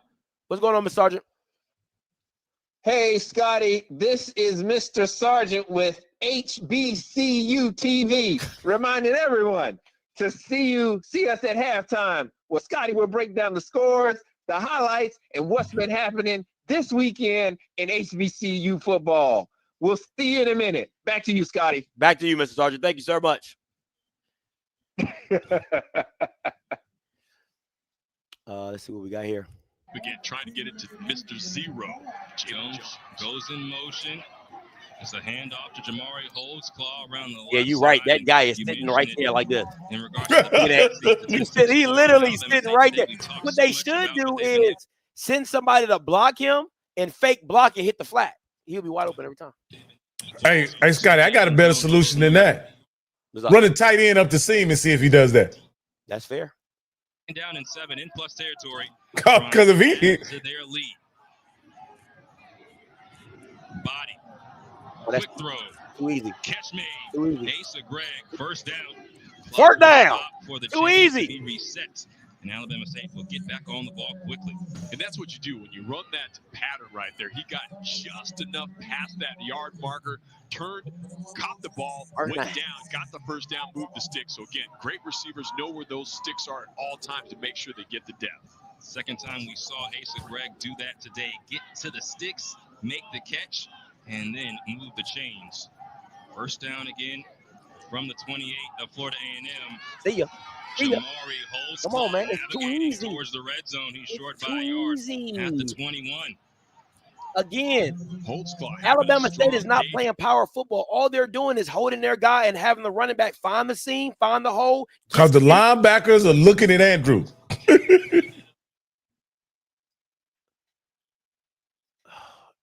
It's incomplete. Was the intended target, and Greg, 6'1".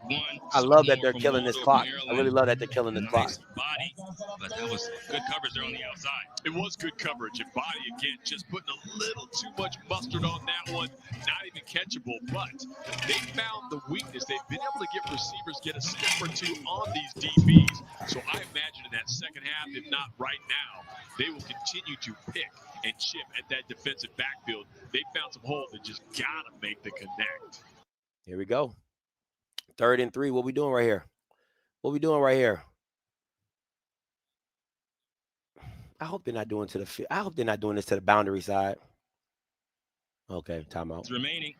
I really don't. I really would wish they would do something to the field side so somebody can make a move and get upfield and get the space they need. But you know, to each his own. Alabama A&M just do a pick. So Bethune ball again. What's the score? 20-17. Bethune. They're just a different team without Quad. They're just not as dynamic. If I would have known the freshman was playing, I wouldn't have picked A&M. The focus is getting those plays right. The word comes straight out of a book that the entire team is reading. You'll see it everywhere. Listed on team shirts, in the locker room. Execute. That's what they want to do today. Hey, Scotty, let me ask you this. Does Mississippi Valley have a chance today against Texas Southern? I think they do. Even though I think Texas Southern is the better team, I think Valley has a chance. I think they're capable of pulling off an upset. Pine Bluff have a chance? Absolutely. Alcorn's not good.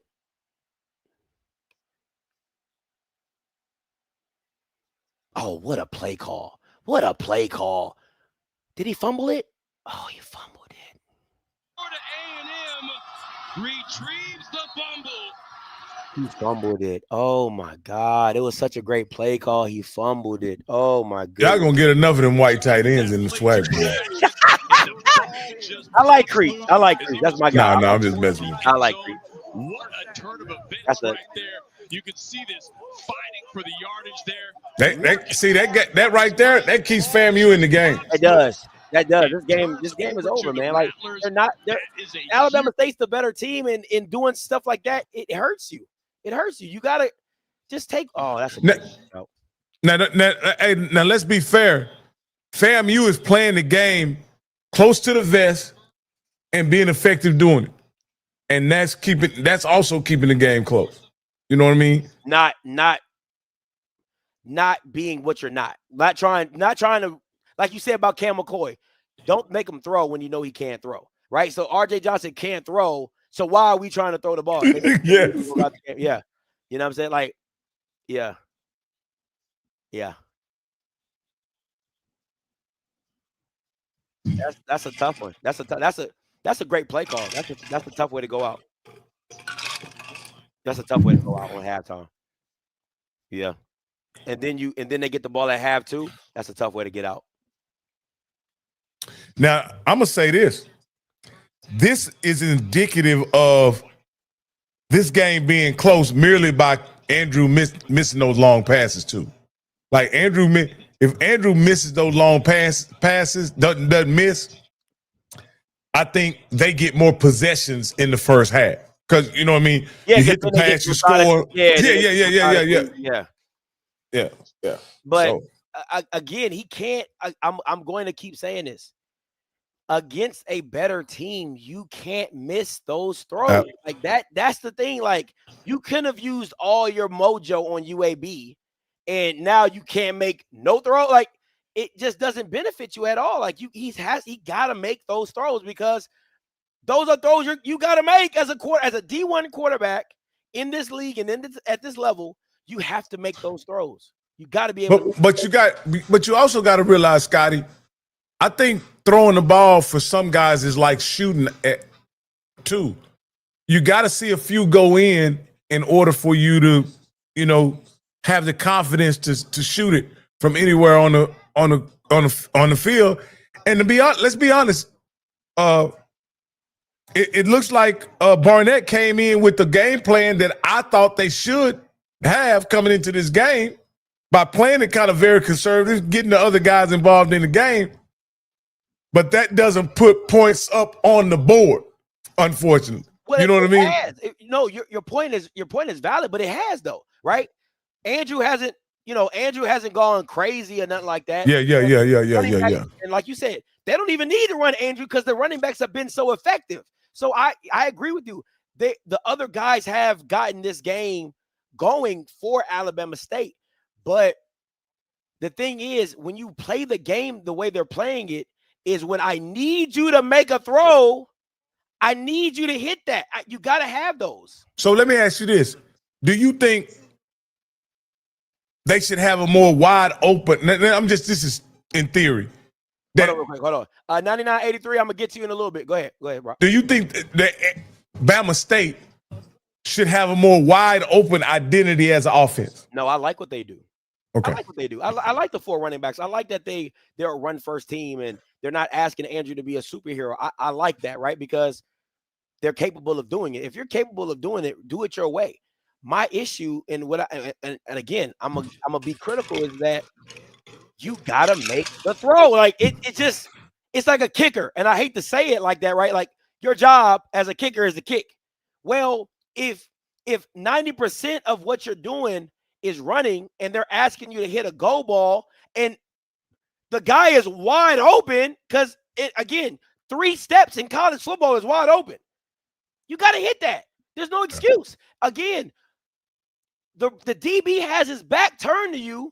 You're overshooting the throw. Like you got to put it behind. You got to put it behind his helmet, and you got to let the receiver make a play. That's what it is. He's better than your quarterback. All right, let me get to 9983 coming to you. Hey, caller, you live. Thank you, Scotty. First, I want to thank all of those FAMU fans who made it in the highest of highs at 3 p.m. to watch this trash QB continue to play in our face. It is too hot to be doing this. I don't understand. Cozy didn't learn the lesson last year with sticking with losers. I literally see that boy stare down his receiver he thinks is going to be open and can't make a 5-yard pass. Like, if a ghost was out there, he would still stare him down and be like, why? I just don't understand. Like, we've seen Petty go in, and the offense runs a lot smoother because he does his progression, and the evidence shows he lacks being the guy. But once again, Cozy wants to stick with losers, and you know what? It's not even a point of you getting fired. You got yourself fired. So he needs to go ahead and call 2 man in a truck, get them boxes together, and pack it on up. Pack it in. We're done. I'm tired of it. And you expect people to come spend good money in this economy on this product? Absolutely not. I mean, and the sad part is our AD put together a great home schedule. We haven't had a great home schedule like this. Top notch. And this is the best you can do. It just doesn't make sense. Like, he'll put Petty in, like last game, offense gets together, and then I'm going to take Petty out. I'm just like, I'm so confused because it's just like, how many more quarters do you need to see that he's just not the guy? Yeah. I'm just tired of quarter coaches letting their ego be the reason why you exit. I'm sorry. If I 6 figures in this economy, I'm not letting no young buck take money out of my family's mouth. Period. I'm going to be like, have a seat and reevaluate your choices. Sometimes I wish these coaches have better self-preservation, if not for the team, for yourself. Yeah. So, hope and pray for those FAMU fans that continue to make these high noon games, but it won't be me. I'll just be counting down the days until he is let go. That's all I got to say. Appreciate the call. Yo, she said if a ghost was out there, he would still stare on him down. Hey, I'm going to have to clip that one. That was nasty. If a ghost was out there, he would still stare him down. Yo, that's next level. That was next level. I ain't going to lie to you. That was next level. That's funny. Yeah, man. And again, I don't think so. Scotty, this is what I saw in the first game when I saw RJ. I saw him trying to do things that he's not capable of doing. What they're asking him to do today, he's capable of doing, and he could do it efficiently. Unfortunately, he's in a game where what he's doing is not going to win him the game. Right? To me, he could come out and have the same half he had last half, right? Andrew's still going to put 14 points up. They still going to lose by 2 scores. So, but against Valley, he could do this and win. Yeah. Against, there are a number of teams in the SWAC that he could probably, like a team like Prairie View, they could do this against Prairie View and win. Fair. Right? But you ain't going to be able to beat Andrew without the offense opening up some. So as an offensive coordinator, when you need to open it up and the trigger man ability hinders that, what do you do? I mean, you only can do what the head coach allows you to do as the offensive coordinator. No, I'm talking about schematically. I'm talking about what you're doing now. You got to make it to where I don't know who's getting the ball. Because if FAMU just turned around and halfback dive, off tackle, they'll get plugged every time. But it's the jet sweep motion with Rager. It's the jet sweep motion with Wilcher. It's the play action with it's all the eye candy that goes with it. Because again, I gotta respect the motion. Because if I don't respect the motion, he gets the ball and he turns the corner on me, he gone. So it's moving people out of position so that now that run with Thad Franklin is just that much more easy because the linebacker slid out for the motion. The guard hooked the tackle, and now Thad's hitting it right off the off tackle because where that linebacker would have been, he had to get there for. You widen for the motion. He had to widen for the motion, right? So it's just adding that capability. And then on the pop pass or the jet sweep, whatever you call it, they just get out leverage because they have more guys. More guys out to the flat or out the side of the field than they do, right? Or again, you add the jet sweep, you do the fake play action, and now it's QB keep. Right now it's QB power. Now the guy who was just leading the jet sweep is now leading the QB power. So and this is what I would say. What about when Alabama State, because I've seen this happen a lot.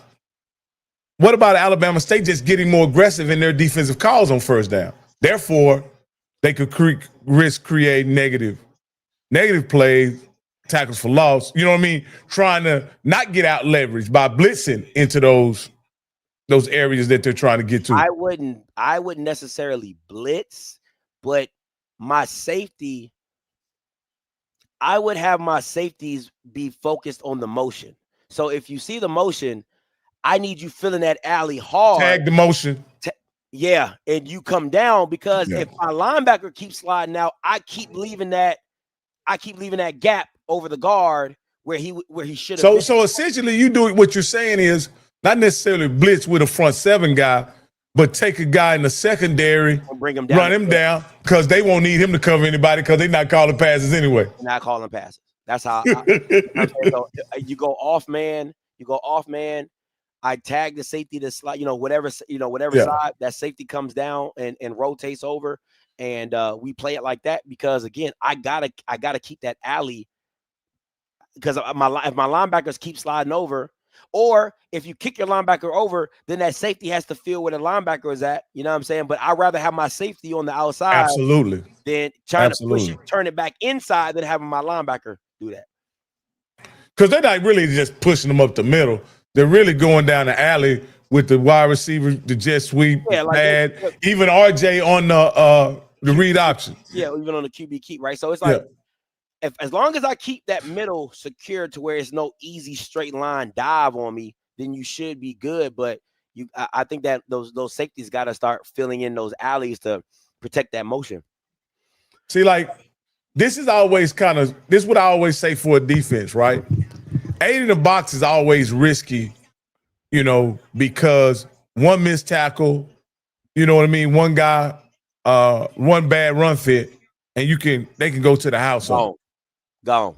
So I'd be careful with 8 in the box. But I do like Scotty's idea of tagging the motion and once the motion comes your way, having the DB have contain on that play. You know what I mean? Because if anybody remembers in the Super Bowl, what Kansas City was doing against when they first beat the Eagles, they would motion, and then the safeties would rotate, but then they would reverse the orbit, and they would catch them in the rotation, and then they will kick it out to the side. But that's ain't nobody in the SWAC doing that. So, but they just need to just keep rotating those safeties, and I think you'll be able to stop what they're trying to do. At least the perimeter run, anyway, for sure. Yeah, because that's what's killing you. Because it's making you slide a guy out and taking a man out from the box. And it's sustaining their drives. It's not hitting you for big yardage, but that first quarter was crazy. It was crazy time of possession for the first quarter. But man, that fumble at the end, how Alabama State responds coming out this half is huge, because you got to get a 3 and out. You can't allow them to do what they just did at the end of the second quarter and get the crowd back in the game. Can't do that. You got to get them a 3 and out. You got to get out. You got to get them out the game, because you should have scored. If I'm Eddie Robinson, I'm telling my team, we're the better team. Creech, we're coming back to you. Don't keep your head down. We're coming back to you. Stay locked in. We trust you. We should have scored. We should be up 21-6. At least 17-6, but we're gonna get it fixed. We're gonna get it fixed. Defense, we're gonna fix it. Like, defense got to get it fixed. But yeah, that's how I would play it. Let me get Mr. Sargent real quick. Mr. Sargent, coming to you. Halftime report. Hey, Scotty. No halftime report right now. I'm gonna come back to you in a little bit, but I'm trying to recruit the young lady who was speaking earlier, because I need her on the play-by-play with me. Yo, she is next level. She said if he saw a ghost, my God. That was so classic. Here's the deal, Scotty. If Cozy comes out with RJ, we lost this game. If he can't in his mind figure out that he needs to release the jet and let this be a jet versus body game, it's done. He's lost it. He's lost the game. He's lost his mind, and he's lost his job. Hey, Sergeant, I have a question for you. This question is going to come out of left field. The only way he can, believe it or not, I might keep him if he can get the jet out there and lose 35-34. I might keep him. I would lie before him. But if he is just determined and stubborn to keep RJ out there, despite his light resume, inability to move the ball, inability to make throws, 5-yard passes, what did Wu-Tang Clan say? Nothing can save him. Nothing can save him. Mr. Sergeant, Rocky got a question for you. This is out of left field. So, could Bethune-Cookman win the West? They're in the East. I know, but could they win the West? Oh, yeah. I think they could. So, if Bethune-Cookman goes to the West, I don't think they can win with this coach, with the coach they have. I don't think Woody is there. I think the talent gap is at the coaching level. Now, they may have a lot of great players, but I just think Woody is the problem with Bethune-Cookman. Okay. Because they're doing a much better job against A&M than I thought they would do. I didn't think they would be competitive in this game, even with the backup quarterback, because I thought the backup quarterback played pretty decent. But it looks like they're in the SWAC over the last few years. When the backup comes in, unless the backup is awesome, the team that goes with the backup starts having problems, right? We saw that with FAMU last year when Richard was out with the Prairie View game with our backup. Our backup was terrible, right? Richardson showed up in that game. He was there. Yeah, I don't think you can penalize a team because they're going with their backup, because the plan really is never really to go with the backup, right? The plan is the starting guy to make it through. So I think the only reason Bethune-Cookman is winning is because Alabama A&M is not playing with their guy. Switch the quarterback to the regular quarterback, I think it's a different game. I mean, they have 27 points in the first half. So does the quarterback play defense? No, but a lot of times the quarterback provides inspiration, motivation. Oh, okay. You know, who said this? Somebody said the best defense is to keep the other team's offense off the field. You know, I mean, like what we saw with Andrew Body in the game we're watching now. They owned the first quarter, the first half, right? I mean, the time of possession is crazy for Alabama State. That keeps our lethargic offense, but offense nonetheless off the field. So I say this: if Quad was playing, I think it's 28-27. Oh yeah.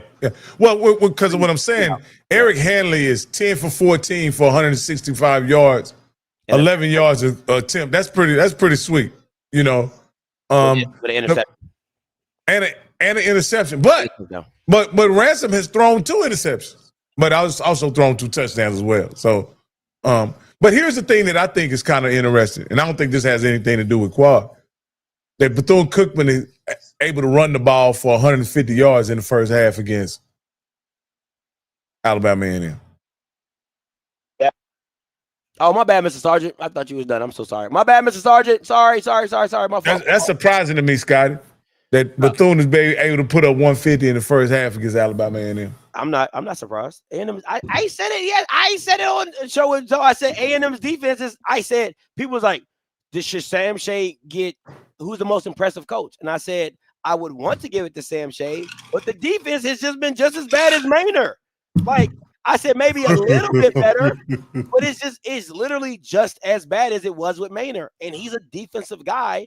You would have thought defensively they would be better. Now, what they do in the second half, we shall see, because Scotty, they on pace to have 700 yards total offense. I don't think Sam Shea gonna go out like that. I don't think Sam Shea going out like that. But what I will say is they better make those same adjustments they did against Tennessee State. And then the last the last thing is this with Bethune. They got some true Florida speed on that team. I'm talking about guys that can get loose. You give them some free space, they run it with rabbits. Okay, they fast. So it's just one of those things, man. Oh yeah. He said BCU ain't no punk. It took him 4 years to get right. I mean, Jesus Christ. It took him 3-4 years. Hey, how many of y'all are watching the game on SWAC TV? What does it look like? Y'all tell me what the game looks like on SWAC TV. It's not bad. I'm watching it. It's not bad. Okay. Yeah, it's not bad. Oh, them girls are dancing.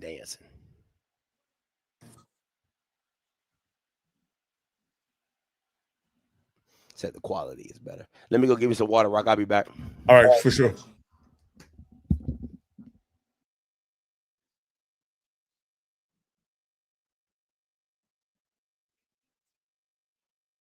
All right, I'd like to thank everybody who's watching in. Hey, make sure that you get the likes up while Scotty's going. Let's surprise Scotty by having over 200 likes when he comes back, for sure. What do y'all want to talk about, man?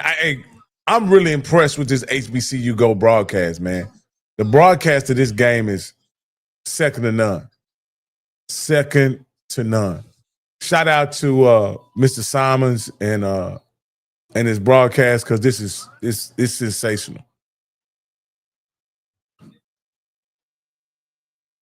My man got a question right here. He says, "Is Deion gonna beat BYU?" My money is on Colorado. I believe they are. My money is on Colorado. Colorado is a 6-point underdog. I believe they can pull it out. I believe Salters can make it happen. I don't know, but that's where my money is. Let's look at some other games around college football. Hold on, let me see something, because I know a lot of good games tipped off at 12 o'clock. Washington is leading Ohio State. LSU is leading Ole Miss. Texas A&M is leading Auburn. Indiana is in a dogfight, looks like, with Iowa. That's surprising. Tennessee is behind to Mississippi State. I was surprised at the outcome of the Notre Dame-Arkansas game, man. That was very surprising. Notre Dame beat the brakes off Arkansas. And last night, Florida State was upset by Virginia. It's going to be if FAMU loses, it's going to be a tough day in Tallahassee, guys. It's going to be a tough day in Tallahassee if FAMU loses. Both teams would have took an L.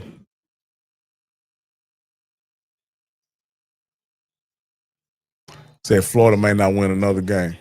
Mm-hmm. Let me look and see if there's any other games.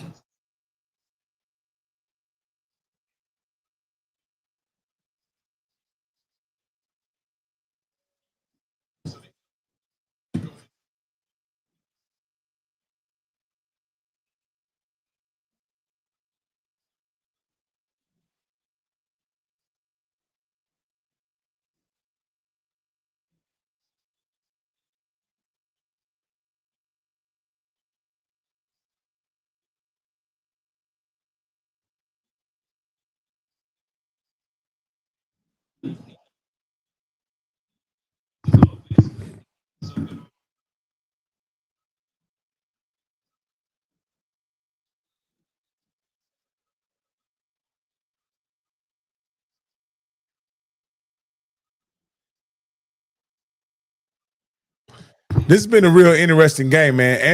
Andrew, in my opinion, has played well. He has missed some guys that were wide open down the field, but all in all, he's really played well. Very efficient game.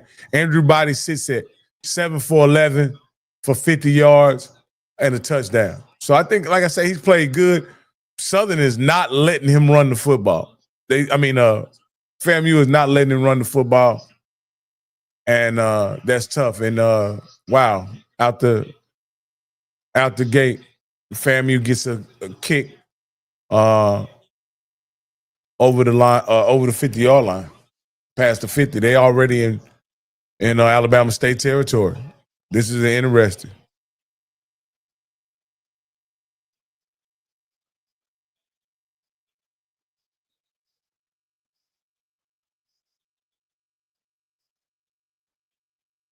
This is interesting. All right, R.J. Johnson comes out in the second half to lead the FAMU Rattlers. They got a return over the 50-yard line, Scotty. They already they're already in Alabama State territory. If I'm Bama State, that's not how I wanted to start off. Should have squib kicked that joker. That Wiltshire dude can get busy. Yeah, he crazy. He crazy. You gotta keep it away from. And he's the wide receiver. That's why I said you can't sell out. Can't go cover zero because he beat you on a slant. He's to the crib. He different. Give me some sound. Get some sound going here. Last week versus Albany State against a SWAC opponent in this SWAC opener. On second down and 6. Ball start. And that was not as it was designed. You see that up in Tallahassee from times under Gus Malzahn, looking to the sideline and getting the ball, but not how they planned. Ball start. Offense, number 62. 5-yard penalty. Second down. So second down and 6 turns to second down and 11. So this is if Alabama State is able to contain or limit the gains in this situation on second and long. This is what you. Yeah. So if you, I get exactly where you're going. If I can keep them 3rd and 8, 3rd and 7, and make RJ have to pass it, then we in business. Oh, see that you can't. You can't allow that. That's just what you can't. Like that you can't allow a flat to go for a first down. Like you're not making it difficult for him. That's got to be a blown coverage. That's Who has the flat in quarters? Nobody has flats in quarters. Everybody's in a hook to curl zone. That's the weak part of the defense is the flats. Last 2 seasons, but wasn't all a pass catcher. Only had 2 receptions in 2 seasons. On first down, Franklin. Yeah, that's what you don't want. Good first half. We talked about the rushing touchdown, but he also had more than 50 yards on the ground. And they want to lean on him. The coaching staff says. Well, what's the quarters concept that does have flat coverage? Is it palms? Don't get me lying. I don't even know defenses like that. There's a quarters concept that does have flat coverage, though. I'm just trying to. Early and often, and that's the only way that R.J. Johnson is going to get anything going through the air. So he's doing a nice job.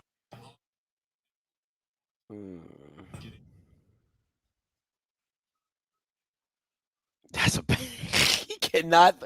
Dog, you can't. That's why you run the ball every play. That's why you run the ball every play. That he's wide open and you put it in the ground. You put it in the dirt. He's wide open. He's wide open. You put it in the dirt. Deep breath. That's why you don't throw the ball with him. He's got to start connecting on. No need. Now you're in 3rd and 7. They're probably going to do a flat concept for him. That's horrible. First drive of the second half for the Rattlers. I'm blitzing his ass. Johnson, a little flip short. To Campbell, and Miles Campbell doing all he can. Now they're probably going to go for it. I think they go for it. But you do it to yourself. Why? Because you're behind the chains on 3rd. If you keep running the ball, that's probably a first down.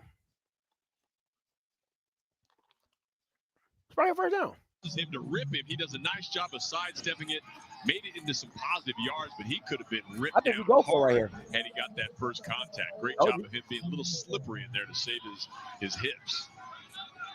Florida A&M preparing to. I think they run it right here, Rocky.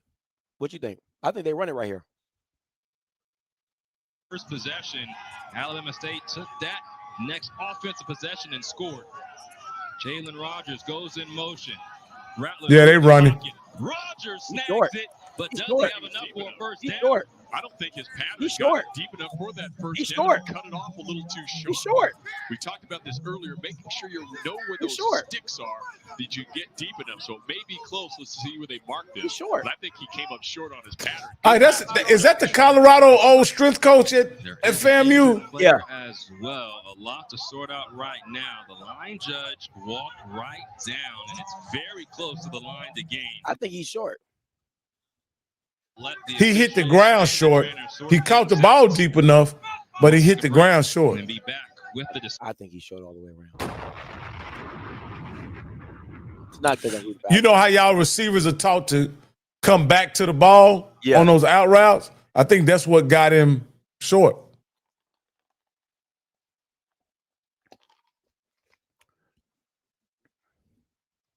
Man, I don't think they've thrown the ball past 10 yards all game with this kid. Like, if I'm being honest, they haven't thrown the ball past 10 yards with RJ. Let me look at the stat line. He's thrown the ball. He didn't have through Andrew. It didn't take much. Andrew hadn't thrown it. He threw the ball 7 times. He's 7 of 13 for 43 yards and 3.3 yards. 3.3. That's correct. 3.3 yards a attempt. Yes. That's crazy. That's crazy, Rocky. That's unheard of, bro. 3.3 yards an attempt. And they running the ball at a 5.1 yards an attempt. So why pass? Why pass? That's why I said on the second down pass when he put it in the dirt. I'm like, why even do that? You're hurting yourself. You're making RJ look bad by himself. That's you think they got a halfback pass in their arsenal? It probably worked, though. I'll tell you that. It probably worked. Because I think Alabama State going to overplay it.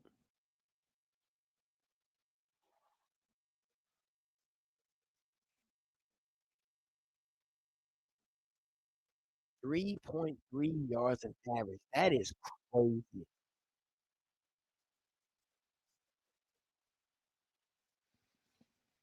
Woo.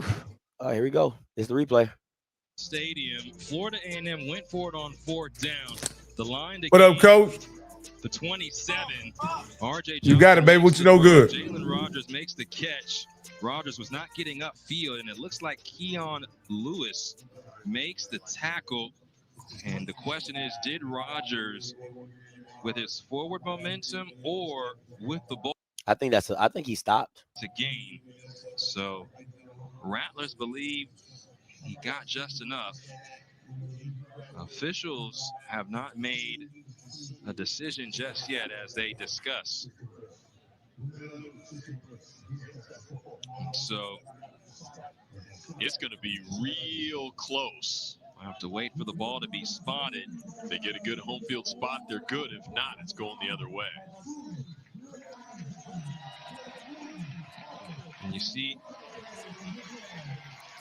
everyone still trying to get a final decision. Coach James Colzer III and his entire coaching staff going for it. And Alabama State letting us know how they feel about it as well.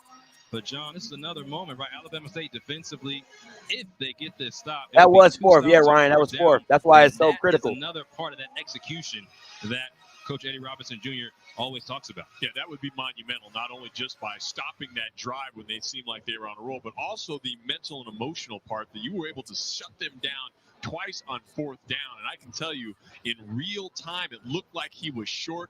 The defense was right there. I thought he bent his pattern off a little bit too shallow. Should have gone just a little deeper on that one. We will find out what the official rule is. But as you said, both teams saying they either thought they got it or the other team said no. That's called putting positive energy into the universe, hoping on this. It's in the hands of the officials. Surprised they haven't brought those orange sticks across to measure this. So the officials still debating the spots. And now referee coming all the way to the sideline. They've had a lot of time to talk this over. And what are we discussing. doing, man? And still no measure. Ruling on the field. The runner was stopped short of the line of game. The previous play is under further review. So what they've been doing the last 30 minutes? On top of that, she'll probably be able to tell us we got it or not. And so the discussion prior was what the ruling on the field was, and that's important. So although it took some time, it was important for the officials to know. Oh my God! We've been waiting for 30 minutes for what? You thought you was reviewing it 30 minutes ago. If there's video evidence that shows that the spot needs to be changed, then we'll probably get that check with the change. So a lot to dissect right now. That Adidas ball means that Alabama State would have possession if nothing changes. But you bring up a good point. The call on the field will establish their starting point on which way they go. So again, you see this here. Had to get that 27, so he's very close to that. But the ball, his feet may have gone past that, but where he got hit, I'm not sure that ball ever crossed the plane. So that's probably going to be what's going to hold them back and give this over to Alabama State. And if that's the case, then Keon Lewis is the one that makes the play. He's another walk-on. He's after the heart of head coach Eddie Robinson. All right, man, I'm back. Because of their connection. Oh, you straight? Eddie Robinson. No, Coach Cole was at he was calling me. He on the fairgrounds over at the State Fair Classic. Yeah. He told me. He said he had a cup of coffee with with both coaches. You know, was able to talk to him. And, yeah. So that's dope. That's At cool. the same time? Like they all say No. He had to go to separate hotels. I'm about to say, damn. I was about to say, No. He had to go to separate hotels. I'm about to say that's different. How you do it? How you pull that off? No. Because they both on his coaching staff, weren't they? Yeah. Yeah, that's dope. Yeah. At different places though. They weren't there at the same time at different places. Yeah. What is he looking at? Does he have like goggles? Are they using the Ray-Bans? He got like shade. Oh, that's dope. He looking at it through shades. Third quarter. Man, it stands. Ruling on the field is upheld. Yes. First down. First down, Alabama State, baby. Let's go. Uphill. Going the other way. Shut up, Cozy. Don't worry about it. Going the other way, baby. Let's go, Alabama State. Maybe make the catch. Let's go, Alabama State. Fire it up, baby. Let's get it. Forward progress to stop before passing the 27. And this black Fourth down. defense standing up again on fourth Andrew down. Buddy time, baby. Let's get it. Turnover on downs. And Alabama State gets possession. We need a splash play, man. I know Coach James Colsey was not happy with that, but based on what we saw in real I time, see some eyes in the chat. I think See it was some eyes in the chat. absolutely the We need a correct call. splash play. Eyes in the chat. What we doing right here, Andrew? FAMU's defense was on the field. They I see forced some the eyes in the turnover. chat. What we doing right here, Andrew? Now, Hornets. I see some eyes in the chat. What we doing, baby? Carl Legion breaks to the outside. Oh, that's it. Oh, Legion he has got eyes to in the burn. chat. I thought we was going to the Field crib, man. Picks up a big first I down. was going to the crib. Smooth job of running on this. That's a premature exaggeration right there, man. Oh, you know, he got me all hype. I'm thinking we going to the crib. Come on now. For the first down. 20-yard pickup for Legion. Come on, come on, Andrew. Let's get it. Now the RPO. Oh, easy money. And Easy. See, we don't put our passes in the dirt. That's easy money. Easy money. Pitch and catch. We know Andrew Body is capable of. He is sharp. I like this. I like this right here. Getting them. Yeah, I like it. I think Andrew's great in this situation. On any of those long balls, but look for him going for it. back shoulder this time. DeJet was the intended target. But that's the first down. That's the part of I hate stuff like that. It's 2nd and 2. Get the first down. Like, do a hit, do a speed out, just do something easy. But I like it for this reason. You know you're in 4-down territory, so you get a free down. And in the film room, and now wholesale changes. New tight end comes in Manny Thompson, the transfer from Fort Valley State.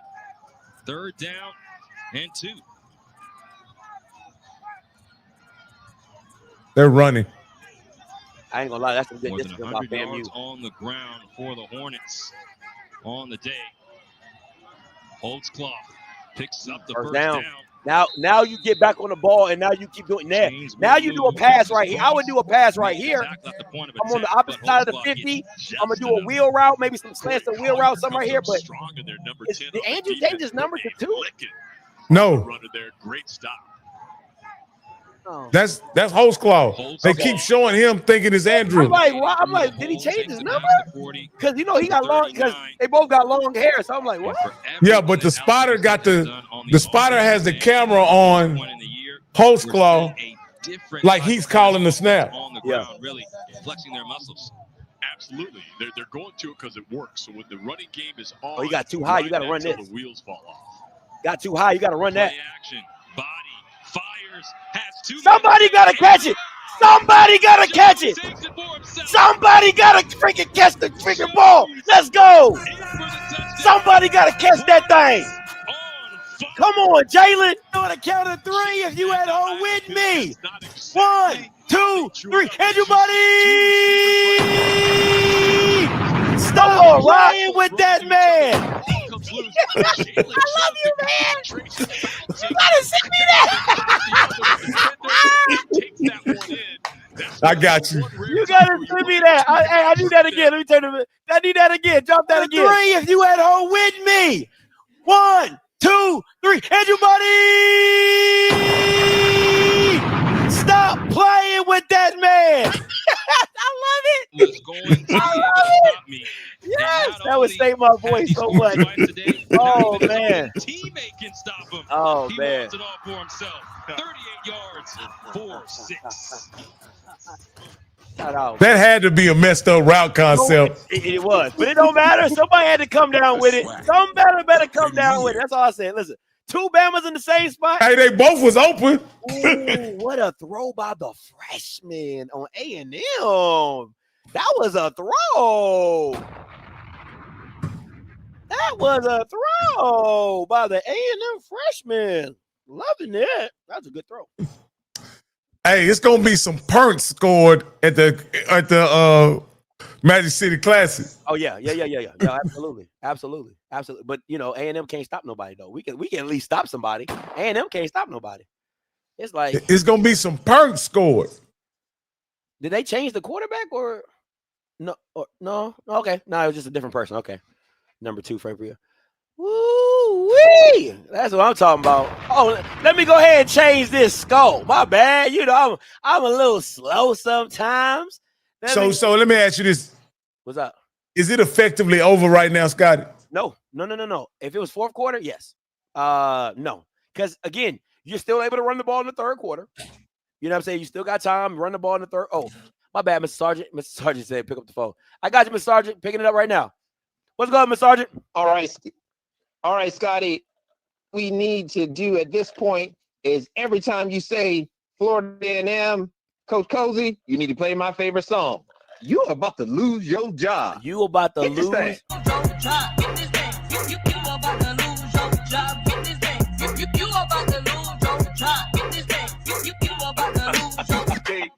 You about to lose. Do you know why he about to lose his job, Mr. Sergeant? On a count of 3, if you at home with me. 1, 2, 3. And you buddy! Stop playing with that man. Come on, man. Come on. Put that boy on the unemployment line. Oh, man. Oh, man. So Howard versus Richmond. Richmond's up 13-12. 18 seconds left. Howard has the ball. Wow. They're on their own 25. Oh, that's not good. Oh, no, they're on their own 15. I'm sorry. They're on their own 15. Oh, that's worse. You know, in college football, though, that clock stopped at the first down. 15 seconds? 18. Yeah, they on their own. Yeah, they on. That's one plea. That's one play for HBCU. Yeah.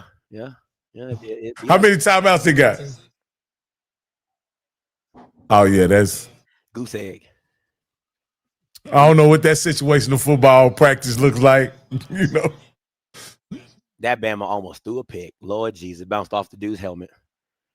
That number is 5th in the nation in receiving That yards boy per Jalen game. bad though. Johnny's also 7th in the nation. I told y'all what I told y'all what was coming. I told you FAMU is not good. I said that. Said it numerous of times. Keep trying to tell y'all. Y'all better listen to me. I've been trying to tell y'all. Made it look easy, takes it on in, but that's what this offense needed. They kind of sputtered after that great start, but that will wake everybody up. Andrew Body put it up. Gotta keep that Tallahassee crowd quiet, man. Kanari Wilcher, who had the 45-yard return on his last opportunity, trying to do something similar, but this time, not so. And Florida A&M back down by 2 scores. So. They had this momentum coming out. All right, 9 minutes. You can still run the ball. There's no rush. There's no hurry. Like you ain't gotta go up tempo if you don't need to. You can still methodically move the ball as long as you score before the half. I mean, before the end of the quarter, you good. You're good. And so, the man that is down. Boy, I can't wait to send Cozy home. Boy, that boy is legit gone. He is. Oh man, I haven't felt so good in so long. Bama gone. Oh, yep. Game over. Howard got sacked. Yep, game over. That's tough. You were winning the whole game. They scored 13 points in the fourth quarter. That's crazy. Wow. That's crazy. Yeah, that's tough. That's a tough loss.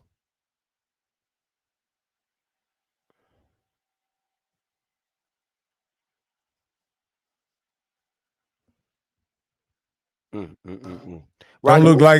look like Alabama A&M can stop a nosebleed. You hear me? Oh, the Bama fumbled and still picked up 7 yards. That's crazy. That's crazy. Fumbled the snap, picked it up, and gained 7 yards. That's crazy. But Rocky, let me ask you this: do you, if you're Cozy, do you keep RJ? Do you stay with RJ, or do you? Because again, if you feel like you got to go up tempo, you're gonna have to switch quarterbacks. What the problem with it is that me ball controlling the game at this point, I may be making yards, but I'm also beating myself. You understand what I'm saying? Yeah. Because I'm reducing the amount of time that I have to come back. You know what I mean? Yeah. When you're down by one score and you had a ball, it's not scoring isn't an urgency. You just want to score by the time at some point. When you're down 2 scores, you have to get the ball, you have to score and stop them. And get it. Yeah, and the objective for me is to put points up as soon as you can, get it to a 1-score game. Then, because that way, that's when the pressure transfers on the other offense. That's fair. That's what I'm saying. So I'm gonna be honest with you, Scotty. Based on what your assessment is, you got to understand. I hadn't seen Jet Petty that much, other than that 1 quarter he played last week. I think you ran the ball enough to see that you can move the ball running, but you haven't even came close to breaking a long run or anything like that. If you're gonna get points or splash plays, it's gonna be through the passing game, and I think ultimately you're gonna have to use Jet Petty to do it. Yeah, and it's almost like it was last week when you kind of was sputtering offensively last week. And you went to the and Jet got you going. Yeah. Back to RJ. Yeah. RJ just capitalized off the momentum you had already built. Because this is what I really think, right? Because Jet is such a much better passer, you as an offensive coach was able to see what the other defense is really trying to do. You know what I mean? Yeah. I don't think RJ gives you an opportunity to see what the other, like, this is so high school. I for me, it's funny. I would go in the Mike Tomlin era when he was playing Anthony Richardson. He told the defense, hey, make sure you keep Anthony Richardson upright. Don't put Joe Flacco in. Don't put Joe Flacco in. And it's the same thing, right? Like, hey, let's keep RJ Johnson in the game because he's on our team. He plays for us. I think that's what it is. This Bama just dropped. Talking about hot? You talking? Listen, I know FAMU fans are hot as fish grease. They hot as fish grease, Rock. Wow. Was that 3rd down? Yes. Boy, I know them FAMU fans hot as fish grease. So the worst thing that can happen now is Andrew gets the ball and throws another dot, and then it's over. That's game over. That's game over. But Rocky, see, you don't want that because why? Well, you do, but you don't. Because now who got to come in the game? You got to put Petty in the game. Well, you're going to see Petty. Like I told you. Oh,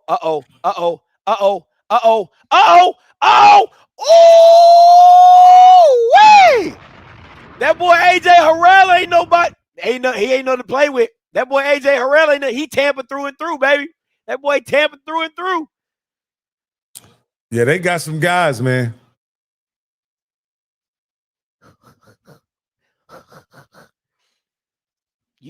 And now Andrew get the ball at the 50? The way they've been moving the ball? You get to run I'd run the same play again that they scored on to see if they can cover it. Oh my goodness. This is funny. I'm loving this. But you know, Barnett gets to take a shot here though. You do, because you're on plus side. But he gonna run it.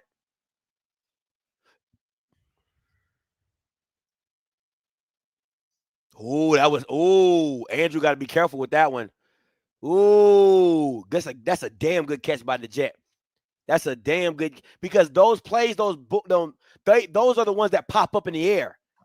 That looked like more of a landmark throw than a person that you were throwing it to a person. You know what I mean? Yeah, you're throwing it to a spot, but he got it. He got it. But the issue is that, see, now what I would do is I would come back with the slant and go. Because now you see they jumping it. Oh, right? yeah. Now I'm coming back with this. Am I going to the same corner? I'm going to the same corner. I'm catching you on it because I know you see it. I'm catching you with doo-doo. You're gone. He's gone. Because you're not even looking at me. You're looking at Andrew. You're looking straight through. So we're going to be looking at each other. I'm going to catch you with it. He got him. That's a flag. He is pulling his jersey. Okay, boy.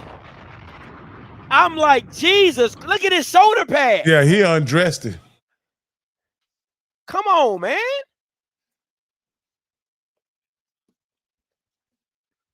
He said, "Oh yeah, he undressed it." He said, "Valley about to blow us out." That's crazy. Now I got to go to SWAC TV and see what's popping over there. Still a bad throw by Andrew. That's a bad throw. Nah, not too bad. That's not too bad. If he would have had his second hand, he probably could have went up and got it with two hands. I mean, yeah, that's what I was about to say, Scotty. That's a completion. That's a good throw. That's a good because he could have went up like that and got it. So that's a flag too. That's a flag too. That's a flag. I mean, as a flag? That's holding. That's crazy. That's a flag. I mean, come on, bro. He can't guard him. There's contact, but this is just kind of. That's a flag. It ain't no. That's a flag. So he has an argument. That's holding. On the replay, you can see he tugged on him. Oh yeah, he grabbed around the waist. Oh, it's a flag. He can't guard that man. It's a flag. Oh boy, nice. Oh, Jalen. Oh yeah, he like that. Jalen like that. Oh, keep that, Andrew. Keep that. Keep that. Get freaky. Get freaky. Oh. Get out of bounds, goddammit. Nah, he don't need to get out of bounds. He wouldn't have made it. He got to turn that up quicker. Oh. Like, he shouldn't have extended it so far. He shouldn't have extended it so far. Like he got to turn that up. Like get it, turn it up.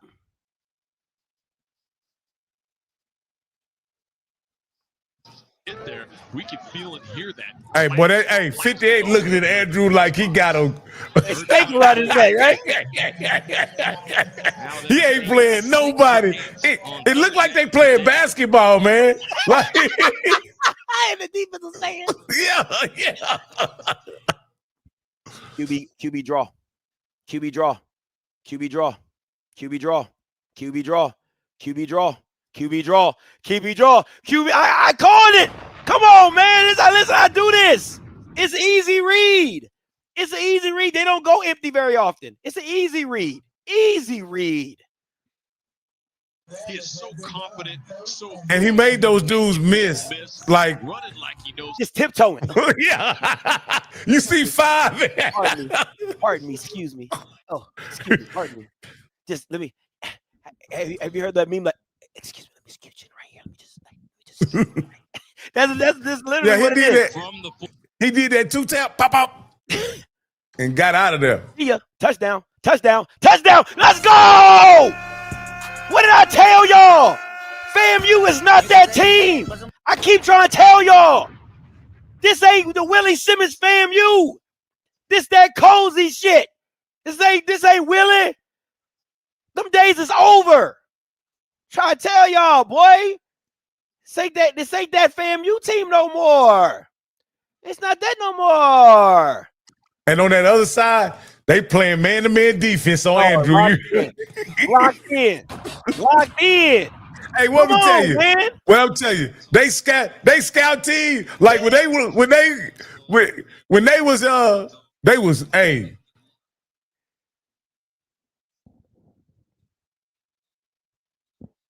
against Andrew, they executing the game plan. You hear me? Oh, come on, man.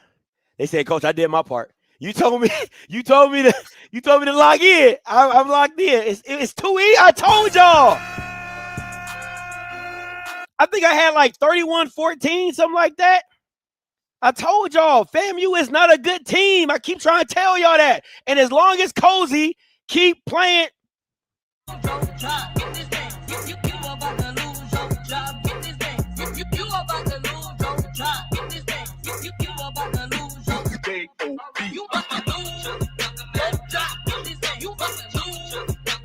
Y'all thought I was playing.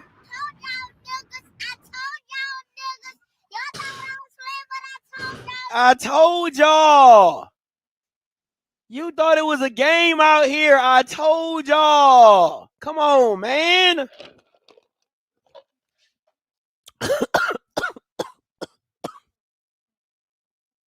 Yo, Scotty. It's tough. So what do you think about this, Scotty? I think Alabama State punted the ball one time. I think it was 2 times. I think once or twice.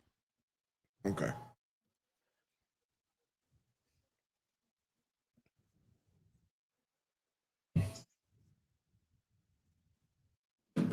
I told you, your boy dropped that ball. So, hey, let me ask you, Scotty. Is Petty coming out? You got to. You got to. You got to. You got to play him. You can't. RJ can't throw the ball. You got to play him. If Creech didn't fumble, ooh-wee! If Creech didn't fumble, it's 35-6. 35-6. Come on, man. It's crazy. Crazy work. Crazy work. Get that boy up out of here, man. Get that boy up out of here, man. I try to tell y'all, man. Get that boy up out of here, man. Yeah, Cozy ought to get COVID for that meeting. I told you. Get that boy up out of here, man. It's too easy. It's too easy. Keep trying to tell y'all, yo, nobody want to listen to me, though. Mr. Sargent, coming to you. Thank you so much, Scotty, for coming to Mr. Sargent on this devastating day. I just got one song for you. It's so hard to say goodbye. But is it though? Yesterday? But is it though? The Willie Simmons era is gone. The Cozy don't. But Sergeant, Mr. Sergeant, I'm gonna step in here right quick, Mr. Sergeant. Y'all wanted to get rid of. Y'all wouldn't let the AD hire who she wanted to hire. Y'all ran the AD off, right? Some would say y'all got what y'all asked for. No, I disagree. Our AD was terrible, and we knew that when we hired her. I believe it was Kofi, who showed us a list of people we interviewed, and we should have got Angela Suggs the first time. That's facts. Right? We didn't. List. We went and got somebody who was like 16th or something, or didn't even make the cut. He is right. And because of that, we are where we are right now. No. Y'all have the coach y'all wanted right now. Okay, so I think we're just bumbling all over the place. We can't even hold on to the ball. I think it's twofold, right? I think it's twofold. I think if they get a better AD, if they hire the right AD, they don't end up with Cozy, right? But okay. You know what I'm saying? Because the AD situation was first.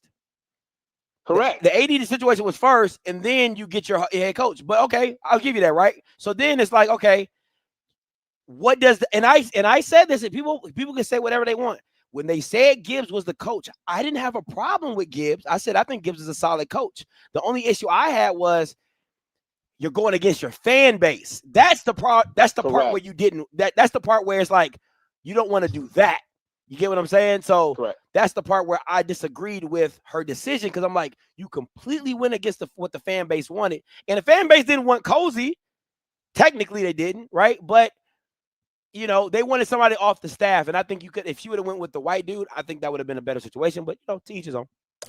But Mr. Sergeant, let's Cozy is still got that boy in, right? He's gonna go down on the ship. How y'all gonna try to blame all of this on? Now again, OBG has her faults, right? But you can't blame this on OBG. Yes, you can. She chose the coach. Man, she didn't choose the coach. Y'all chose the coach. We didn't choose the coach. She chose the coach. Scotty, are you telling me that OBG chose this coach? They chose her. They stacked the deck to get Cozy chose. That's what they did. They stacked the deck to get Cozy into place. They stacked the deck to get somebody from the staff, even though it was the wrong person from the staff. FAMU and the people a part of that committee stacked the deck to get Cozy. That's what they did. You gotta call a spade a spade. Because even when she didn't want to hire Cozy, she wanted to hire McNair. The committee wasn't going to give her enough money to hire McNair, right? So you stacked the deck against her to get who you wanted. But I'm going to say this. I don't have a problem with any of that. My only issue is at the end of the day, you don't go against your fan base. So wanting to hire Gibbs, in my personal opinion, is going against your fan base because nobody in FAMU liked them. I think you could have went Billy Rowe. I'm looking at the list. Could have went Billy Rowe, Smitty.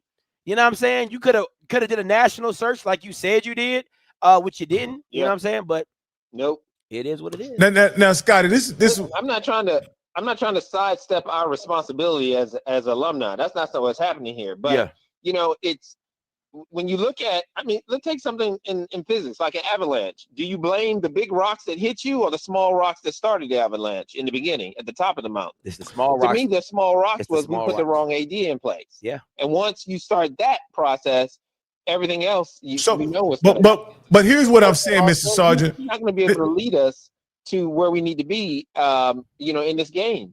Even if he scores, it's not. He's not the one. Here's what I'm saying, Mr. Sergeant, and I want you to just kind of follow me on this.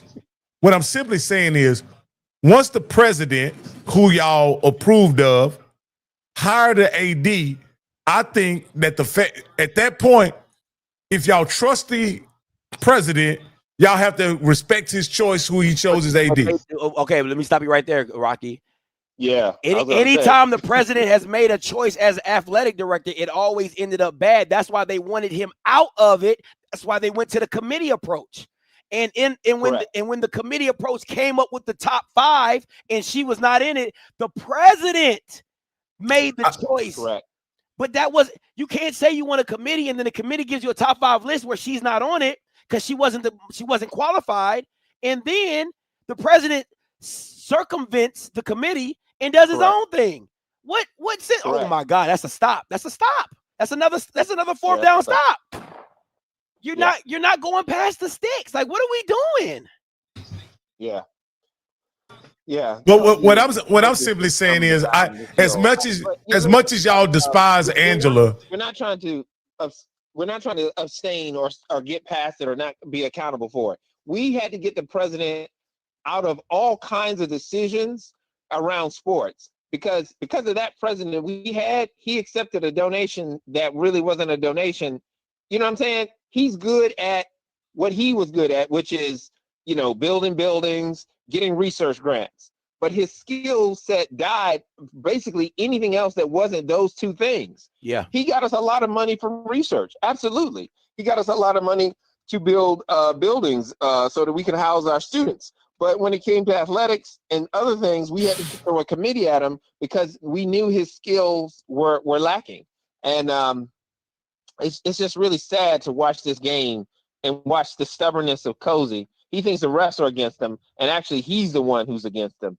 He keep going with this young man who's short. Who's not That's ready. their ball. That's FAMU. Yeah, that's Alabama step. Hey, appreciate the call, Mr. Sergeant. But Scotty, it almost seems like, but for the fan base I'm just simply saying this. Cozy accept the fact that Cozy was the fan base's choice. Technically, yes. Technically. Right. Now I understand the situation that the president undermined the committee to select the person that he wanted or whatever, right? Yeah. But the AD serves at the pleasure of the president. And everybody knew the president should not be making athletic decisions. You know what I'm saying? It's like, anything in athletics, we can't listen to you because we know you don't know what you're doing. Yeah. He gone. Boy, this is about to get ugly. This is Hey.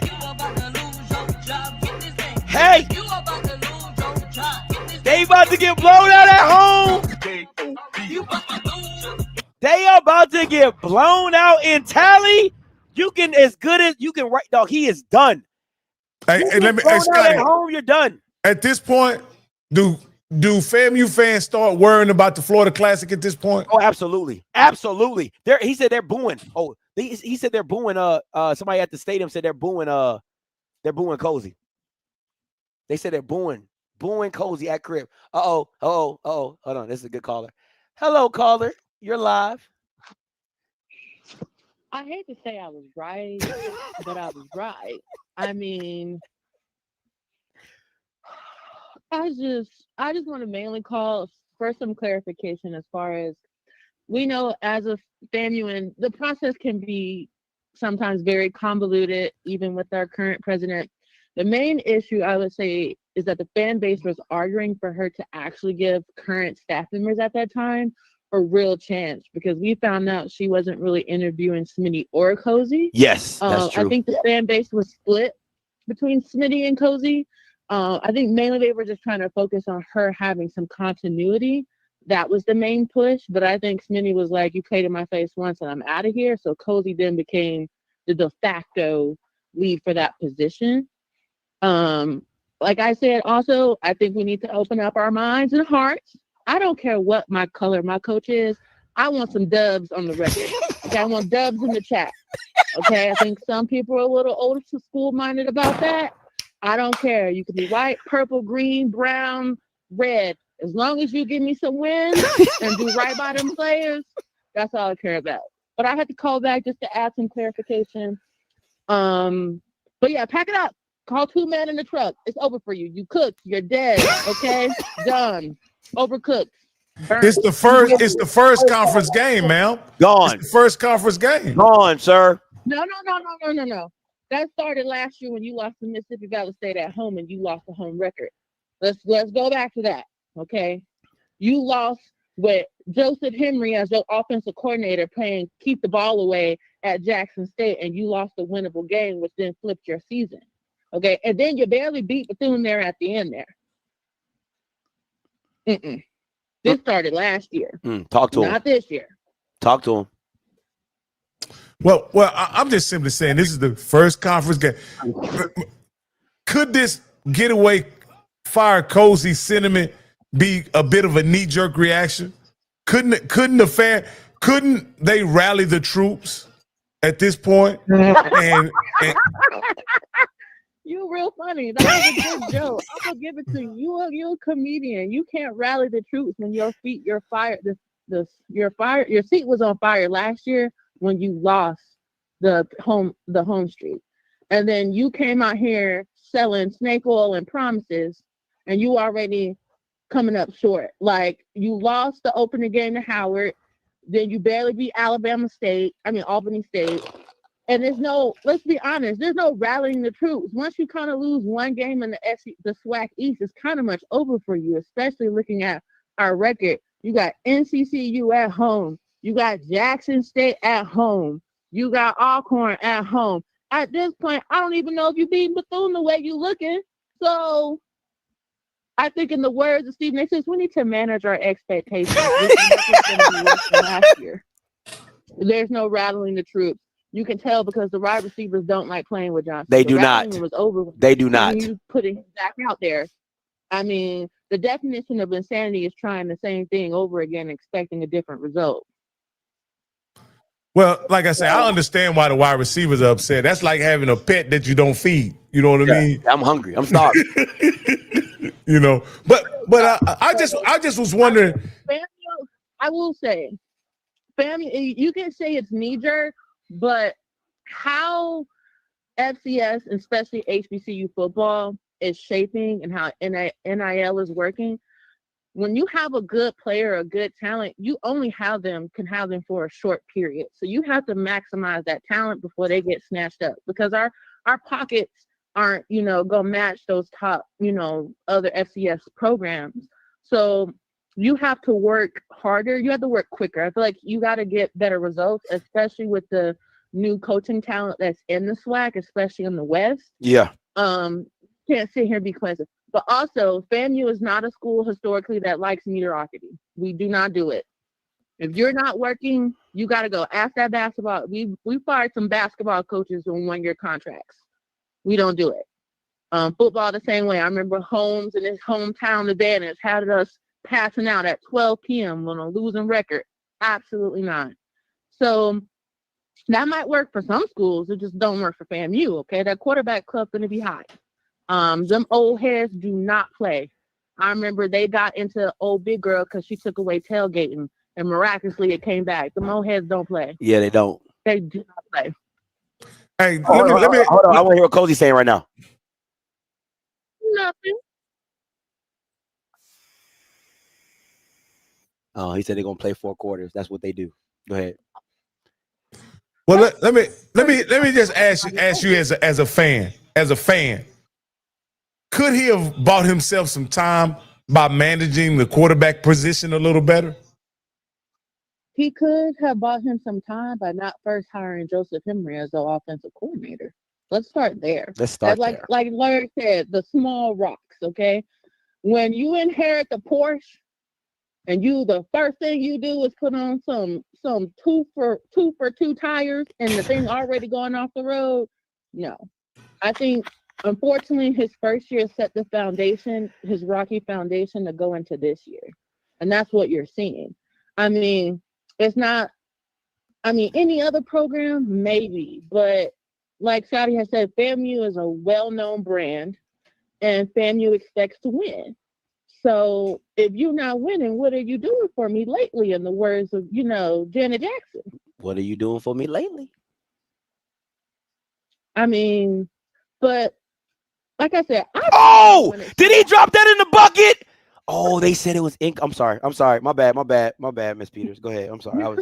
I don't know if they. But I mean, he must have stepped out last year. I think Scotty has said it before. He doesn't have that person to evaluate QB talent. And like I said, all the other schools that were in the low are getting better. So if you're willing to stay, Meteoraki is not going to work. The West is getting stronger. The East is getting stronger. And you don't want to get left behind. Changes need to be made. Man, Miss Peters, appreciate the call. I'm gonna talk. We're gonna talk. Appreciate it. Yeah, we're gonna have to make her. Yeah. We got to keep her calm. Yeah, we got. She's great. I love her. She's keeping it real, man. She's keeping it real. That's what she. Now, Scott, I wanted to ask you kind of the same question I asked her. This managing this quarterback situation reminds me of the Dooley situation. Perfect example. In Southern. How important is it for a head coach to properly manage the quarterback position when you have 2 competing? I'll even say this. In this case, it's almost like neither Eric Dooley nor James Cozy III considered it a quarterback competition when the fans thought it was a quarterback competition. And this is the issue. Okay. I want to wrap this around and bring it full circle. The issue is that Dooley kept coming to the fans and talking to them like they don't know football.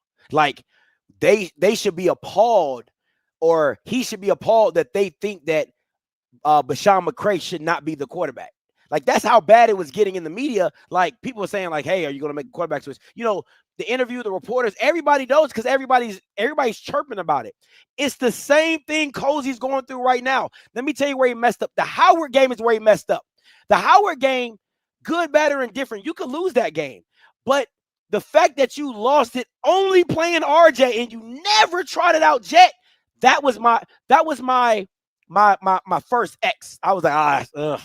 What do you say when the coaches come to the podium, Scotty, and they say, hey, I know you guys see a small sample size in a game from a backup, but we see him in the meeting room, we see him in the classroom, we see him on the practice field. Doesn't matter. It's what he's showing on the field. Because at the end of the day, all the stuff you're seeing, we're not seeing. What we're seeing is a bad product, and we're seeing a limited offense. And mind you, FAMU is a track team. It doesn't matter what year you go back to watching FAMU. You can talk to people in 2010, 2011, 2012. They'll tell you FAMU is known as the Rack Boys for a reason. They are always a track team. So you trying to come here, like, I don't care what there's no coach that can come here and run a triple option at FAMU. They just won't allow it. They won't allow it because it's just, I'm not saying it wouldn't be successful, but they don't want to see that. They don't want to see that.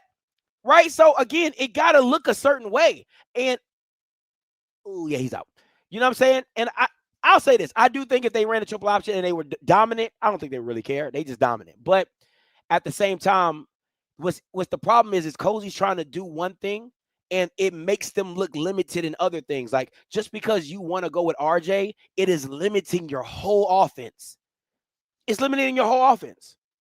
And And can we say you look just as bad as you did against Howard? You look just as bad as you did against Howard. And Howard was a worse team. You have 6 points, is what I'll say. Dog. Howard was a worse team. Andrew's got to get that ball down. He's got to bring that ball down. I don't know how so many people got in the backfield. He's got to bring that ball down though.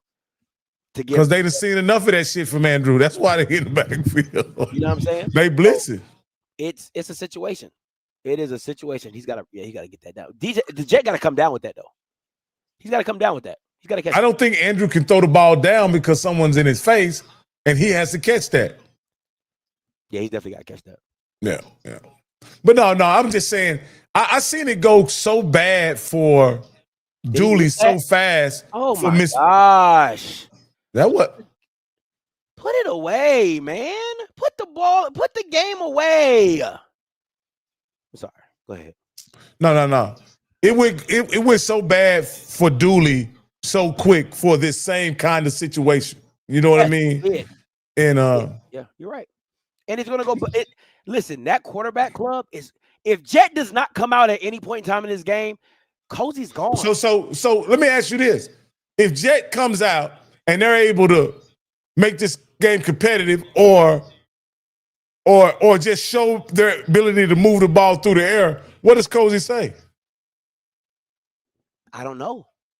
Because everybody can see it but him, but the Ninja Turtle. Everybody can see it but the Ninja Turtle. And it's still no Jet. It's still no Petty. Now watch, if he throw a pick, then it's gonna be something crazy. He put that in the dirt. He put that in the dirt. The dude's wide open. He put it in the dirt. He's wide open, Rock. He put it in the dirt. They had two guys open. What are you supposed to do with that if you're a FAMU fan? He put it in the dirt, and the dudes are wide open.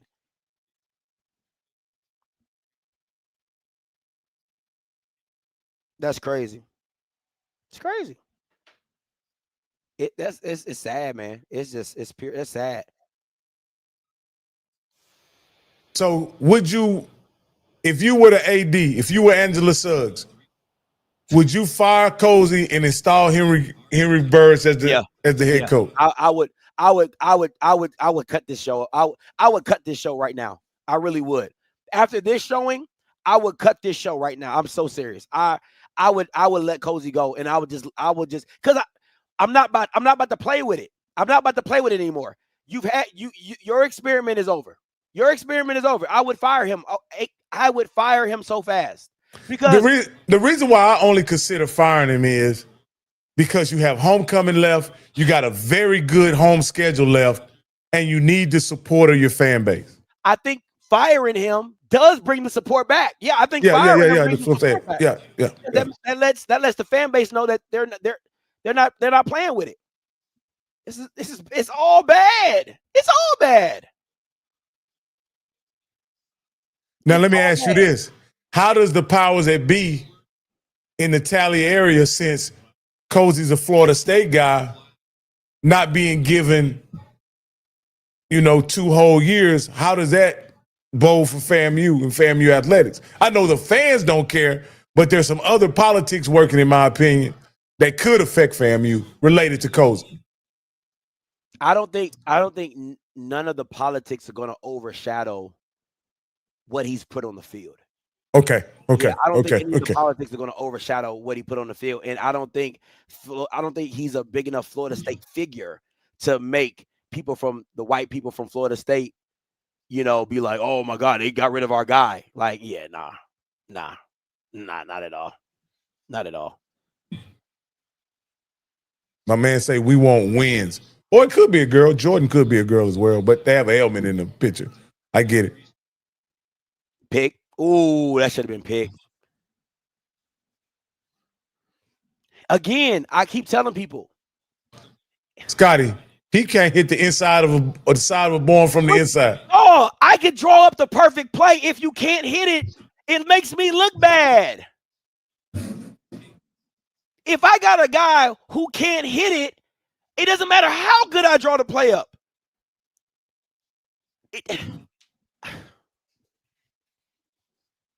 Hey, That's 17-0. No, it's 7. Oh, okay. It's 7. They got 7. This is bad, man. And again, it looks just like it did against Howard. That's the issue, though, Rocky. It looks the exact same like it did against Howard. And then you never put Jet. You still rocking with RJ. And it nothing's changed. So let me ask you this. If you're Cozy, couldn't you scapegoat Burris and go to Angela and say, hey, I want to get rid of Burris and use somebody else? But if I'm Angela, when is the quarterback get held accountable? Well, I mean, does Angela know the inner workings of who favors who? I believe she does. I do believe she does know that. That would mean that she's in communication with the coaching staff. I think that was before she got her situation came during the recruiting season.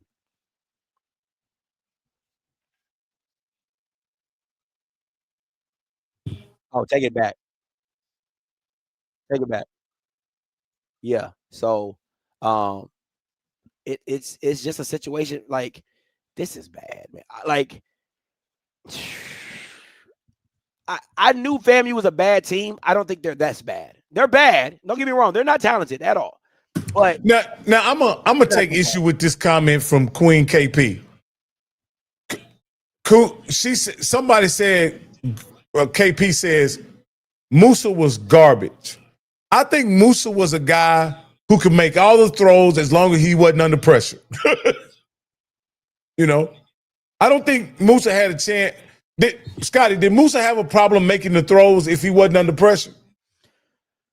Yeah, because he had no mobility. Listen, he was a statue back there. Listen, Musa was not garbage. Musa was not garbage. Again, you got to understand what you're at. Musa would not do well in this offense because they're not drawing it up easy enough for him. Willie makes things. Oh, what the hell?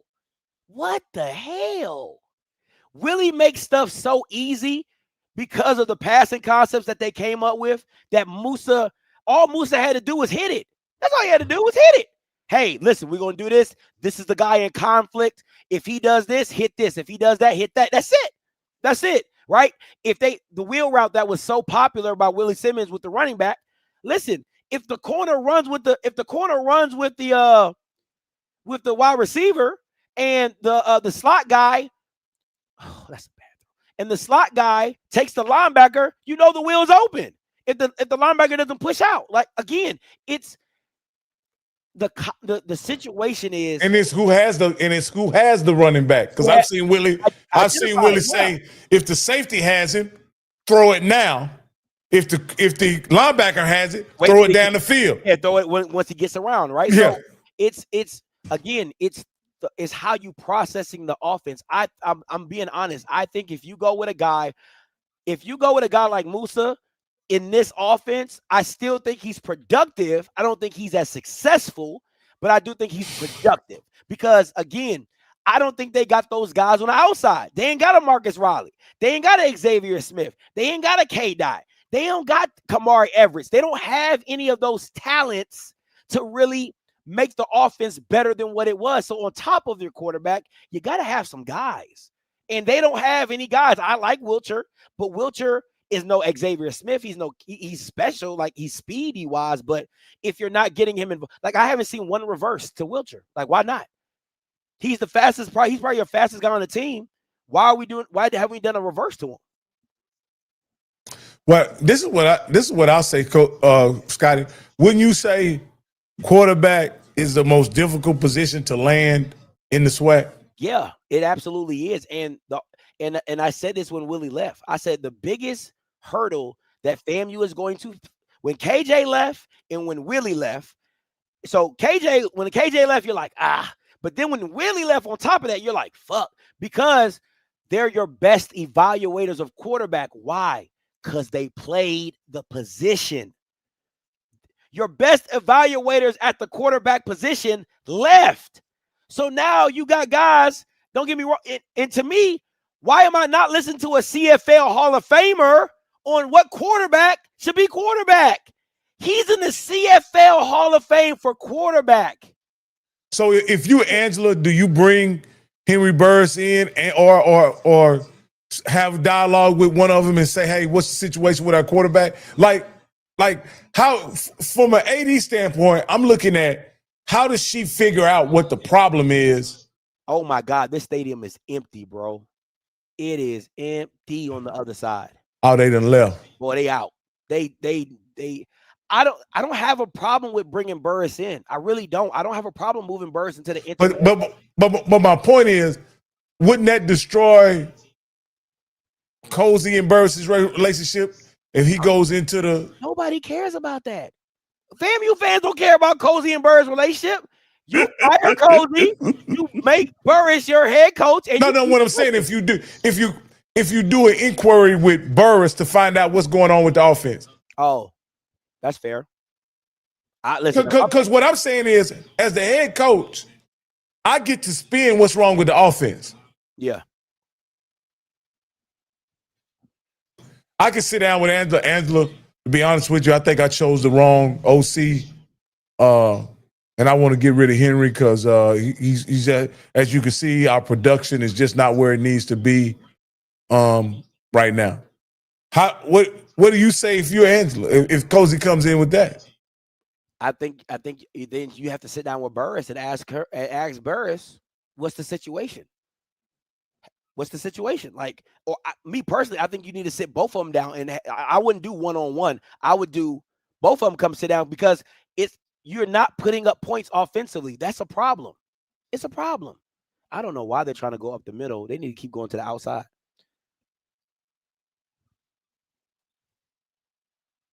It's bad, man. It's bad. At the end of the day, it's bad, and they got to figure it out. But see, here's KP. It's Cozy who calling the plays. Henry Burris is calling the plays, right? Again, if you're a head coach, you can say, run the ball here. Even though I might want to pass. You can say, pass the ball here, even though I might want to run. I just got to pick out. Now you're about to force me to pick out something that I might not want to do in this situation. Creech. He's short. I'm going for it. I'm not letting that kicker miss another kick. I'm going for it. Now, that's the first play I seen where wasn't nobody just staring at Andrew like he.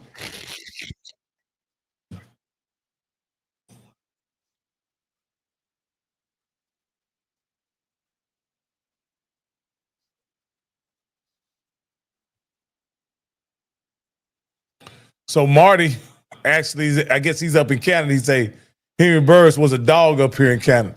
Again, how do you let a Hall of Fame CFL quarterback not pick his quarterback? What am I supposed to do with that?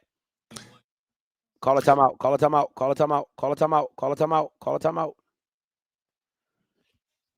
What are you supposed to do with that? Rocky, that's like you're being a running back coach and you saying, hey, this number 2, he a dog. Nah, I like number 5. And you're like, you hired me to do running, but you hired me to coach the running backs, and you want number 5? I'm a big fan of this, Scotty. If I'm a defensive guy, then I should have some input on the defense. But if I'm a defensive guy, my offense should be ran by a guy who can run the entire offense. You understand what I'm saying? Yeah, what that offensive coordinator wants to do. Yeah. I got to defer to him, right? Because I know as a defensive coordinator, if you tell me what to call in a certain situation, you undermining my own judgment. You understand what I'm saying? And so I don't think you can truly evaluate me as a defensive play caller or offensive play caller if you're limiting. I agree with. I 100% agree with you, bro. Listen, I 100% agree with you, Rock. Because it could. They finna run Andrew this time. Watch, because that's the same play. It looks like the same play anyway. Get gone. That's a good option. I like that play call. I love that play call. They need to do more of that. They really need to run more of that option. They really do. That's a good play call. Yeah, I thought they was gonna run Andrew, but it was an option. They kind of did so. Alabama A&M and Bethune-Cookman. Alabama A&M's defense has really stepped up in the second half. It's 34-31 Alabama. It's 34-31 Bethune. Alabama A&M in the red zone. I actually love the way Andrew is playing, even though he hadn't put up huge numbers. Yeah, I love the way he's playing.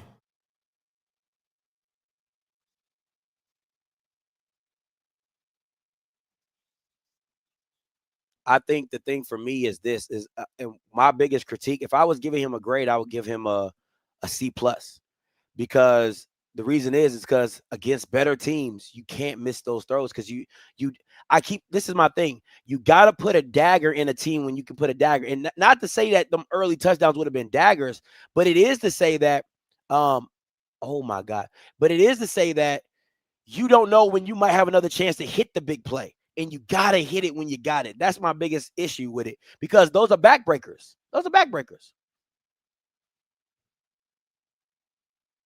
And the thing, this easily could be a 42-6 game, man. They're about to score again. Touchdown.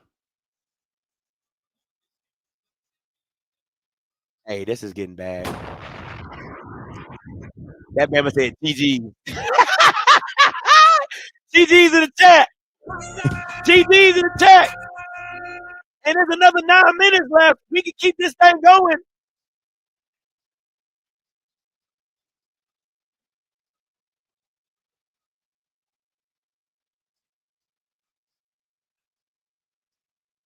Boy, FAMU people are getting gone, okay? Do you 34-6? Oh, this is nasty. Hey, one thing I will say, the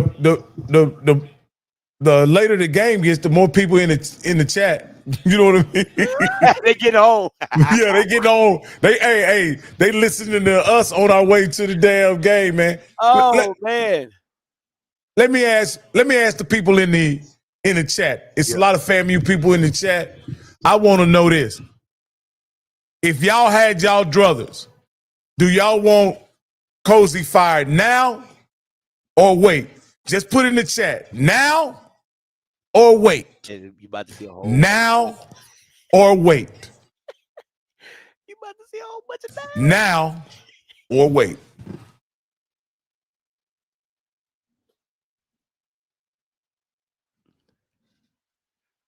God damn.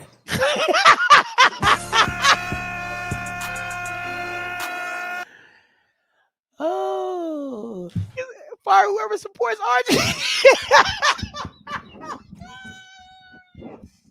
Hey, what if them jokers do this in the meet with Alger? Why is RJ the quarterback and both of them go? They point at each other. That meme. That Spider-Man meme. Yeah. Oh man. No, so here's my Hold on. Bobby and D from Ohio. I'm gonna get to y'all. I'm gonna let Rocky make his point. Then I'm gonna come to y'all. I see y'all on the call lines. I'm gonna come to y'all. And this is just me putting my manager's hat on. Ultimately, whatever's going on in my department, as a manager, I have to take responsibility for it. And even if Henry Burris prefers RJ, right? We see the results that we're getting. And if I allow it as head coach, I should take the consequences for playing RJ. That's fair. Like, that's just the reality. Even if, and that's what and again, as a head coach as well, if you think RJ is the guy and you're willing to lose your job behind RJ, you have to stand on that as well. And so part of me is saying, yeah, Cozy, but Cozy's going out on his sword. And if he has to go out, he's going to go out with his guy rather than Henry Burris's guy. And I did because they could. Ooh, it's a good game. They could literally play Jet and get the same result. You know what I mean? But who'd you rather get the same result with? Your guy or someone else's guy? That's fair.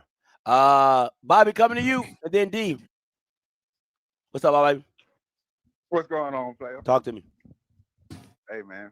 Rocky, Stop acting like you don't know us, man. You know us well enough, bro. Cozy gone, bro. He don't need to go back to his office after this game, bro. I need to go back to his office because I don't even think it's bad play calling. The RJ can't execute the plays. It cannot. So how do you call plays when you're not confident that your quarterback can make the throw? I mean, he's thrown at least 8 balls in the dirt with the wide receiver wide open. Wide open. Him and Jesus. And for you to be the head coach, hire a guy to be your offensive coordinator, as Scotty said 30 times already, who is a Canadian League Hall of Famer, and not let him do his job, that's fireable. He's being allowed to do his job. He has to do it with RJ though. That's not doing his job. His job is to coordinate the offense. But if you're not letting him coordinate, no, they still got RJ in the game. I'm sorry. They still trying this dude out there. He's gone. Scotty, I called you like 2 weeks ago. If you remember what I said, Cozy's gone already. Yeah, you said it. You said what if Jet is already checked out? He should be. Listen, he should be.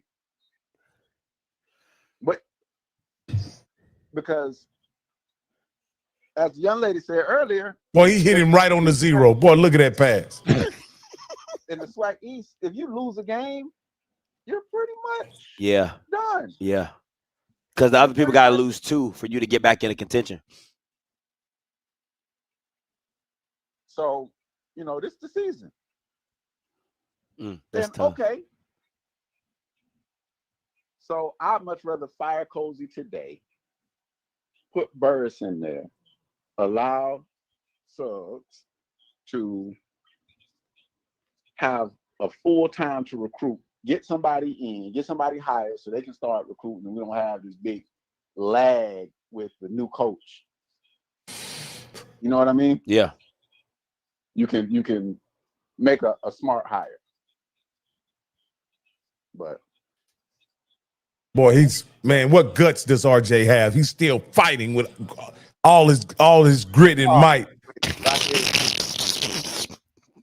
The boy's terrible. He can't even get his shoe on. Look at that. He can't even get his shoe man, on. You know what? In situations like this, I even feel bad for the kid, right? Because have you ever been in a situation in youth football where the dad is playing the kid at quarterback and he don't want to be quarterback? The dad making him. Yeah. It looks like a real sad situation. It's tough. Hey, Bobby, man, last point before I let you go. No, I'm good. Appreciate the only thing that would top this game off is RJ throw a pick six. Oh, my God. Man, I'm waiting for it, too. Diallo, coming to you, bro. Yeah, man, I hate to beat a dead horse, man, but this is bad, man. I had text you, this is bad. I haven't seen FAMU look this bad in a while, and I want to hit on a couple key points. Me and you are in the heart of the U.S. in Ohio, man, in MAC country. And if this man couldn't start in the MAC for 3 years, however long he was at Toledo, that's all you need to know. No, he didn't get a snap. The MAC is a great conference, but like, come on, man, like this is bad. And it takes me to TC. TC made a bad decision on start McCoy last year, but you know what? He did what? He had to pivot, and he went with Jacobian Morgan. At least you can say, as much as Jacobian has struggled this season, at least you can say he did start when he played FBS football like Syracuse. This guy Johnson hasn't even touched the field in the MAC, man. Like, think about that for a minute. I would like to sit down and talk to Cozy. Like, what do you see in this kid to where you're continuously marching him out there? Because the last caller hit the nail on the head when he said, you lose one game in the East, it's over. Yeah. And FAMU season, as we know today, is over. And when the game was 14-6 going into halftime, if you really are trying to rally the troops and say we got a chance to win this game to stay alive in the tough East, I'm making the switch to Petty. Petty proved that he can push the ball down the field. This man has not thrown the ball down the field successfully all day. It's just been check downs, stuff that me and you can make, like 5-yard throws to the running backs, Like it's bad, man. It's like Cozy wants to lose his job at this point. You know what I'm saying? I agree.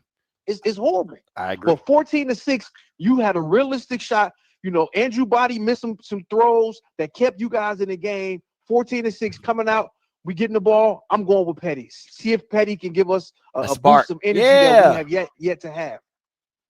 A spark, something, but to continue to trot RJ Johnson after this display is crazy to me. I just don't understand it. Scotty, I'm gonna give you my honest assessment, Scotty, and I want to know what your caller thinks about this. I personally think the incompetence is not playing RJ, right? That's not the incompetence. The incompetence come when you see RJ not being effective and you don't give another kid a shot. Facts. I think that's the incompetence. Exactly. It is, Rocky. And again, it's just like we all keep saying. If you hire me to do a job, if Scotty hired me to do graphics for his show, but yet he keeps telling me that don't look good or don't do that, and he starts doing it himself, it's like, well, just fire me. You don't need me to do the job. Let the offensive coordinator do his job. He says Petty's the guy. Let him fall on his face. And if Petty's not the guy, then I'm gonna get you out of here as an offensive coordinator. But now you're making me as an AD want to get rid of you because you're going against what the offensive coordinator is telling you to do. Like it's horrible, man. Like he's really putting this whole team at a disadvantage. You know, the running game started off strong. They even still got over 100 yards rushing. You know, what's the Franklin kid? But then you have a quarterback that's just so incompetent. Like it's really horrible, man. And Scotty, it's only gonna get worse. It's only gonna get worse. SCCU coming to town. It's only gonna get worse. Coming to town. Yeah. Like it's about to get worse, man. You know what I'm saying? You can start an actual man, losing streak at home. Nobody want to talk What'd about you that. say, Scotty? I didn't hear you. I said they could actually start a losing streak at home. Nobody want to talk about that though. Absolutely. NCCU coming, Jackson coming. Like it's only gonna get worse, man. But I appreciate y'all for taking my call. Keep up the good work. I appreciate y'all. I'll wait for you for the Jackson and Southern game. I know you're gonna be tapped in. You already know. All right, buddy. 4168 coming to you. Hey, caller, you live. 4168, you live.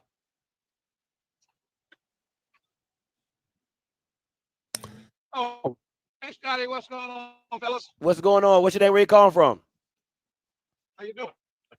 I'm good. How about yourself? Can you hear me? Yep, I can hear you.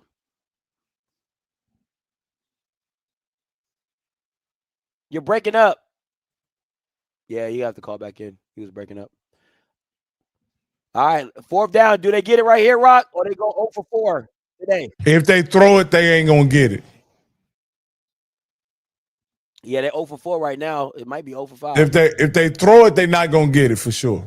But I suggest RJ's gonna scramble and get it. Nah, they threw it. That was a good play action.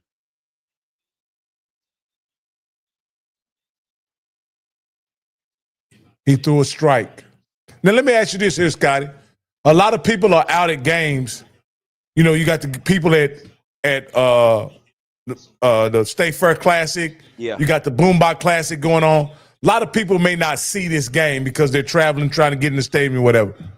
What's going to be the narrative when people when they see the blowout and then they look up for Andrew Body's stats and they realize Andrew Body didn't go crazy? What's going to be the narrative when people say, oh, he only had 100 some yards throwing, a few yards rushing? I would say look at Jackson State. Nobody has a problem with that. And we know Andrew's a better quarterback than Jacoby and Morgan. But again, if I'm able to beat you running the ball, I'm gonna beat you running the ball. That's why, again, even when Jackson State, I can't get mad that Jacoby Morgan's allowed to throw for 150 yards and win games. I can't be mad at that. What I'm mad at is that people think he's a SWAC player of the year. Like, that's the part that I get frustrated with, right? So it's like, again, if I'm able to run the ball the way I am successfully and you can't stop it, then that's just what it is.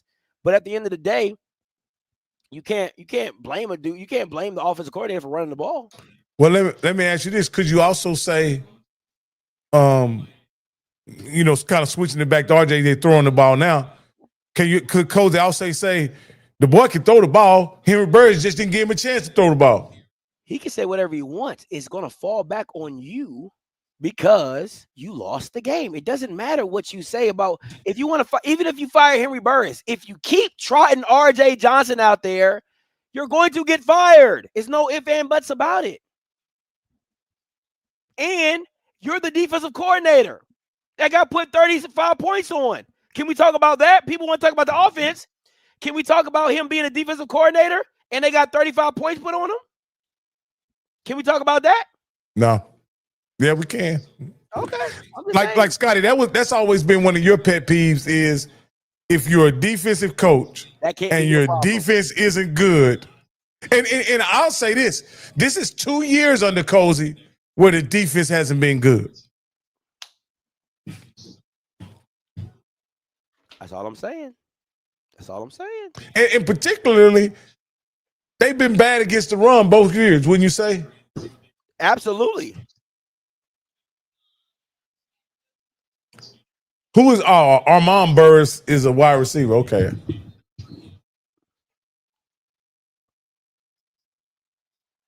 Alabama A&M got time. Alabama A&M got plenty of time. A minute left with a timeout. Plenty of time in college. That defense is rough. I gotta tell you, that A&M defense is rough, man. If they got quad, this game, it's not even close.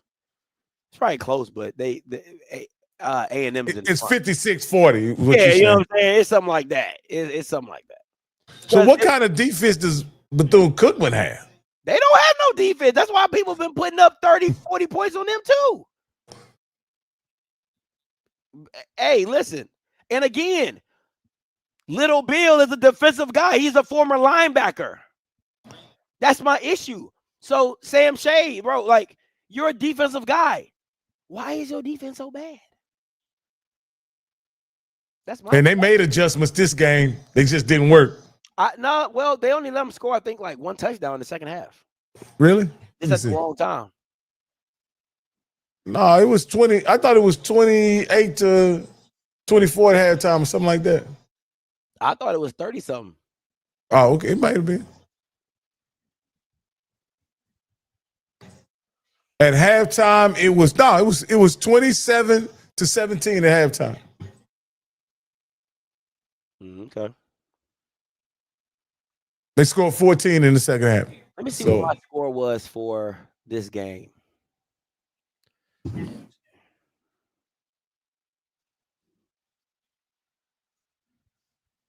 $31-24, and Zoe had it 31-17. Okay. Yeah, when y'all had those scores up there, I guess y'all didn't give. I didn't see how FAMU was going to score as many points as y'all had them. Well, I thought they at home. I mean, just being at home, I thought you was going to get a benefit of the doubt. Oh, that's a great tackle. It's a great tackle. Great tackle. All right, here we go. Minute left. A&M on their own 18. Oof, it's a long way to go. Long way to go.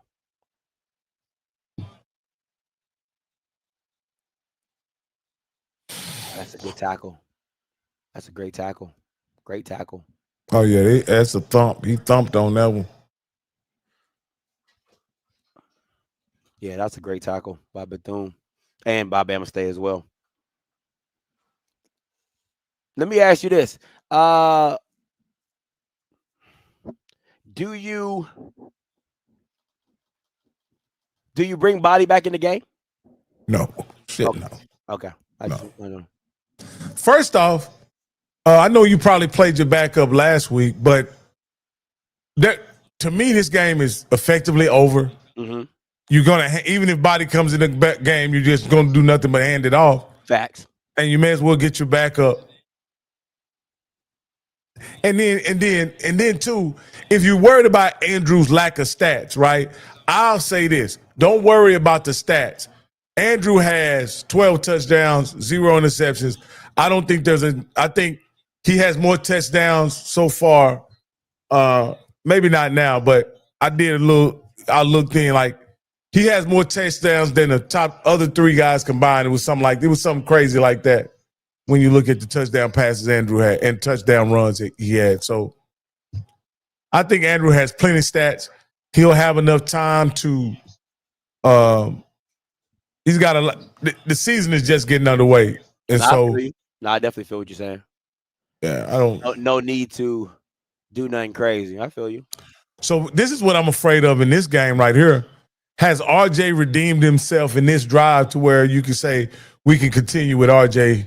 Cozy would say, dog, he looks for any glimmer of hope to say, well, RJ did this, and you see the way RJ drove down at the last minute, and you see that's all. It's the same thing he did against Albany State when he made the one slant throw. It's the same thing he did against Howard when he's like, oh man, he made that one good drive, and he's only looking for one thing. But I don't even think he can even justify this one. He was 14 of 27 for 99 yards, 3.7 yards an attempt. Crazy. That's just bad, man. All the way around, it's just bad. Let me look and see how many yards they got in the Bama State game. I mean, Alabama A&M game.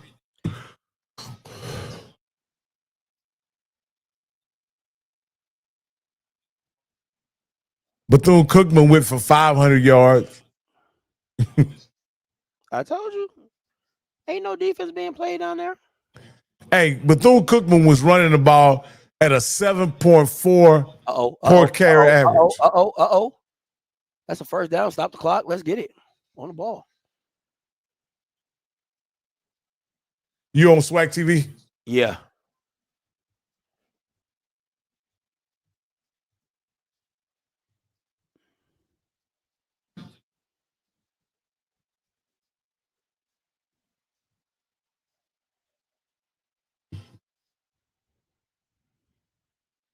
Oh, that looks pretty good.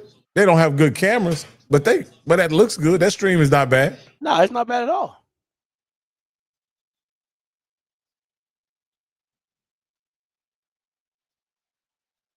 Oh, he can't miss that.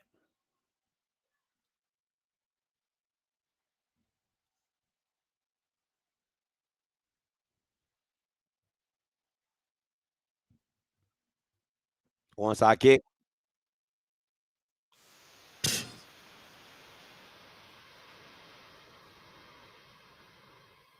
At least the band rocking.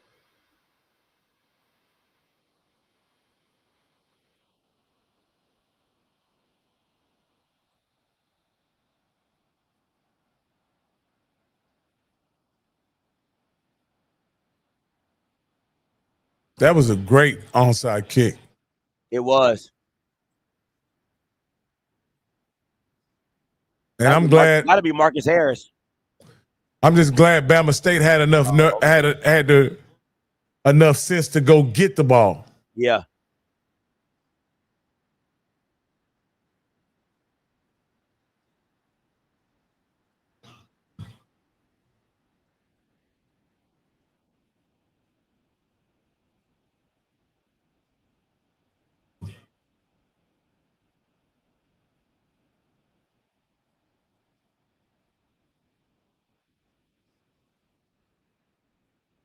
Oh!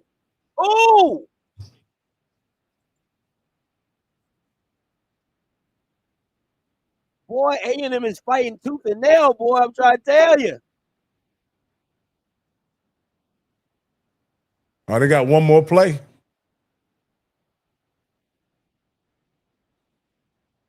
Man, oh man. Man, oh man. That quarterback looks nice, though. Yeah, he's not bad. He's not bad. They would have won if Quad played. I'm just saying that right now. I'm going to keep saying it. Bethune-Cookman fans ain't going to care. They be like, man, you got a dub. Miles and Morgan State are tied? That's crazy. That is crazy.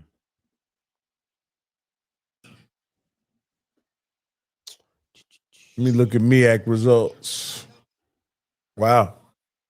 Morgan State just scored with a minute and 17 seconds in the fourth. Oh, that's good. I thought he was about to hit that hole. That joint looked like it was opening up.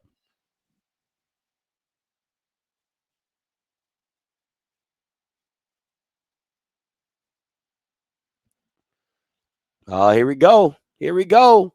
6 seconds left. 34-41 Bethune-Cookman on Bethune's 26. Yeah, it looks like the 26.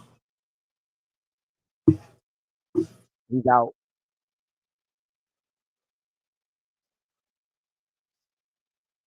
There should have been a second left. Yeah, I think they cheated him on that one. Should have been a second left.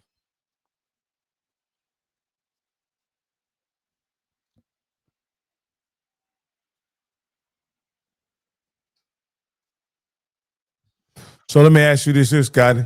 What's up? Does Coach Woody need a better win than this to keep his job? Absolutely. Absolutely. He hasn't beat anybody of relevance. He hasn't beat anybody of relevance. I think he beat Grambling, right? What? And Grambling's been bad.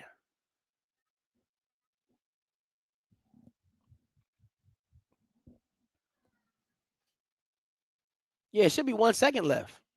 Should be 1 second left. I'm about to say they cheated him. It should be 1 second left.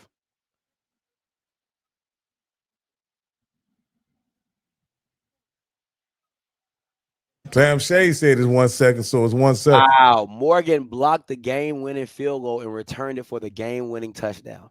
When you say hit rock bottom, that's rock bottom. Against a Division II opponent. Miles, not a good one either. Not a good one either. Not a good one either.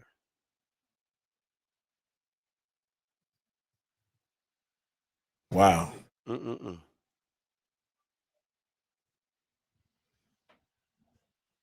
Rocky, so, let me ask you this. What was your thoughts on the SWAC game day? Have you seen it? No, I didn't. I was in the gym. What time did it come on? 10 or 11, 10 Central. 11. Oh, okay. Who was on it? Dr. Cavill. Let me see. I think I got the picture right here. I think you called it and said who would be on it. Yeah, that was who was on it. Oh, well, it's just basically the HBCU Sports Lab.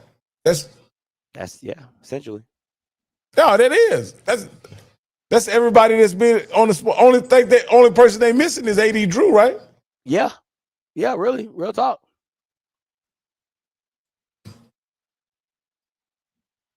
Let me get to some of these callers. Okay. 4168 coming to you. Yes, what's up, brother? What's up, man? How you doing? Pretty good. Scott, I've been listening to you for 3 years, man. You down with it, brother. I love you, man. Thank you, sir. I appreciate you. I'm a dinosaur, okay? I don't do all that email and stuff, but I need to send you some money, and I don't do none of that PayPal. Give me your address, and I'm gonna send it to you in the mail, brother. I'm gonna send you some money, okay? All right. What I'm gonna do is I'm gonna take your number down. I'm gonna text you offline. All righty. Okay, I appreciate it. No problem, sir. Appreciate you. I tell you what, I never would have hired Cozy. Cozy is good. He's a good coach. He coached Canadian ball, has a history, but history don't win your football games. History does not win. Let me ask you this. Are you a FAMU guy, brother? Sir, I'm born and bred FAMU. So let me ask you this: would this be a good time for you to send out an apology to Tiffany? Never happened. Tiffany Dawn Sykes? Never gonna happen. I wouldn't say hell no. Not only no, but hell no. I'll send her a box of damn rotten eggs. Wouldn't send her nothing. She's part of this problem. She tried to save y'all from this. Snakes up there. Gibbs ain't winning in the CAA. What you talking about? Gibbs ain't winning where he at. He got put 66 on. He got 62 put on him. Man, what are we talking about, Rock? If she wouldn't have been kin to the president's wife, she would have never got the damn job. How you like that? How you like that? I can't argue with that, sir. I'm a FAMU. Bro, I like you, man. Y'all do a good show, bro. I listen to y'all all the time, Scotty. Boy, it's hard for us. We're in Georgia. It's hard for us to pick up the SWAC in Georgia. I'm gonna have to go to I guess I don't know, one of them, what they call that thing, Fire Stick or something. Yeah, you got to upgrade. Well, man, I got 3 TVs downstairs, man. I'm zooming in on y'all. I try to keep up with the SEC. I'm a Ohio State fan. Okay, I'm a Notre Dame fan, number 1. So, I love you guys. Keep on doing what you're doing. And Scotty, text me because I got something for you, brother. I love you, man. Thank you so Rocky, much. You a bad dude too, boy.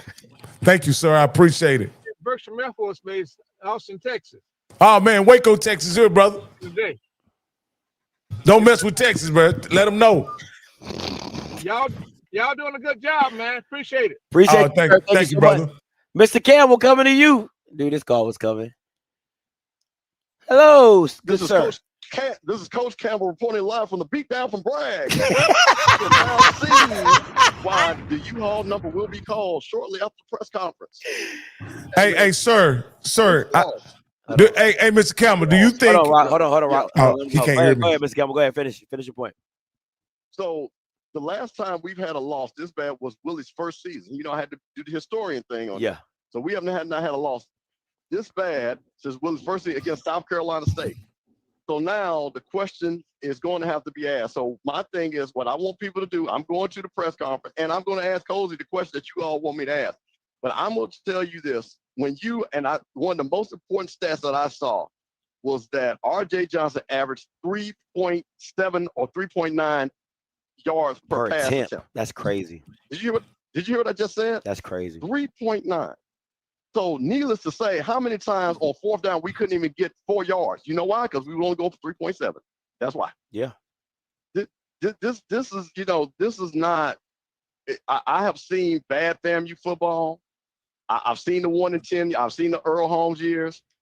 But for the level of talent, this team that you can see somewhere. You can see talent. Yeah. I know bad teams. You can see talent. You can see the opportunity. But the play calling and just not being able to get out coached. Because if you let Andrew Bynum and them run that power run to the left 8 times and 3 times to score, what are we doing? What are we doing? And you're the defensive coordinator. Listen, you know it's bad when people are in the press. Let me tell you something what was so bad. It was this young girl who's doing the spotting. And she said, they're getting ready to run the play again. You see what I'm saying? Mm-hmm. If a young girl that's a student, that's all she's learning how to do is spot, can literally do it. Where's the adjustments? Where's the adjustments? You didn't see any adjustments. You didn't see anything. Andrew had if you want to be honest, had a pedestrian game. Yeah, very average. But he played just enough for them to score 40. Well, and the other guy put 42 on it. So reporting live from the beatdown at Bragg, 42-14. I'll call you guys back after the coach's press conference, and I'll look at your questions, and I will definitely ask it. You know what I'm saying? Yeah. So, hey, Hey, thank you there, Mr. Campbell. I appreciate it, brother. Yeah. So let me get to this last call. Mr. Sergeant, coming to you. Thank you so much, sir. I just wanted to have the last word. Watching the beatdown at Bragg, my son and my daughter are down there watching it, and I know that they've been sending me texts like they can't believe what they just saw and what they have been witnessing. Listen, I hope my Uncle Campbell is listening. I only have 2 questions. My 2 questions are simply this. Why is it that you being the defensive coordinator for 2 years, we are having problems stopping the run? Alabama State had 100 yards of rushing before the first quarter was out. Number 2, why not go to Jet Petty at any point in the game? We had the same result with ASU that we had with Howard. This was exactly the same play with Howard, or the same game that we had with Howard. It's just ASU had a better quarterback and better offense. What is Jet Petty doing that is so bad that he can't see the field when we're getting blown out in games, or when we have an opportunity to play to be competitive when it was 14-6 at halftime? Those are the two questions that I think is burning up on everybody's mind in the chat. Lastly, and this is just for me, have we seen RJ for the last time? Do we need to see him anymore? If Cozy that really would be it. If Scotty, you did a wonderful, wonderful what do you call it? Watch party. This was great. Rocky, I appreciate you coming on. I don't always like your questions, but as somebody who asks hard questions of people, I appreciate your questions. Here's the deal, Scotty, and I'm going to leave it with this.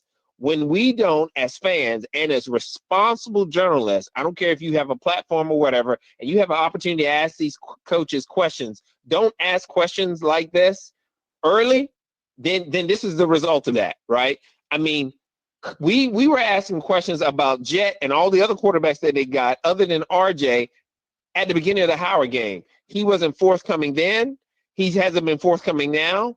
And if he tries to shade this as Burris's fault, I think that's shady and low down. And that lets you know he doesn't have the character to be the coach at Florida A&M. He is responsible. He shouldn't try to shift the blame on anyone. He overrode his Hall of Fame coach and said, RJ, with no college resume, needs to be the person throwing the ball for us. And we saw what RJ could do, 3.9 yards per pass.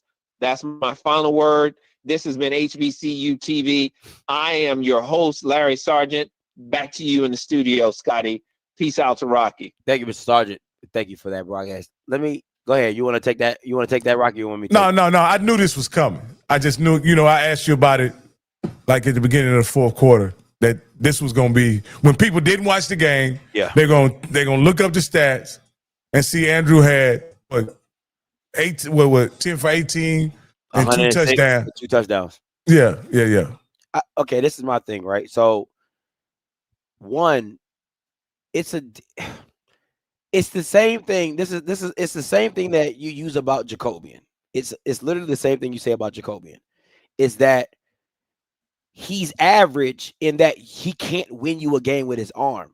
That's not the same thing you can say with Andrew. That's the whole premise. Andrew has won games with his arms with less talented teams. That's where a Jackson State fan can't see me one-on-one.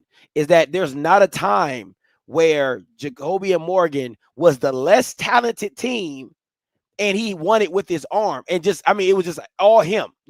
You could say the Celebration Bowl, but Irv Mulligan was still a driving force, right? He had Irv Mulligan. There's times when Andrew was on Texas Southern. It was just Andrew. And he throwing to receivers. So again, I like, and you said it in the week, you didn't want Andrew to have to go Superman, right? And that, to me, that's the benefit of what he is on Alabama State. He's allowed to have a 100-yard game with 300 yards rushing behind him. But if he needed to be Superman, he can also go for 200, 300. Again, I'm going to keep saying it. Is UAB better than FAMU? I believe they are. You get what I'm saying? I think UAB is better than FAMU. So, again, you got to understand what is asked of him, and as well his head coach. Eddie Robinson is not a believer of spreading the ball out and throwing the ball. He's just not a believer of that. So you're not going to get that. That's why I said with the UAB game, it's a hard situation because it's like you've seen the greatness of Andrew, but then you're like, so now you're wanting to see it again. You get what I'm saying? It can kind of get you in that like, oh, do it again. But it's like the premise of what Alabama State is, they don't want to do that. They don't want to do that. So this is a false equivalency. Hopefully I said that correctly. Because are you saying Jacoby Morgan went crazy on? He didn't. On University of Southern Mississippi? Did he go crazy? Did he go for 300 yards passing and 100 yards rushing? So why would somebody bring this up again? So here's my contention is, right?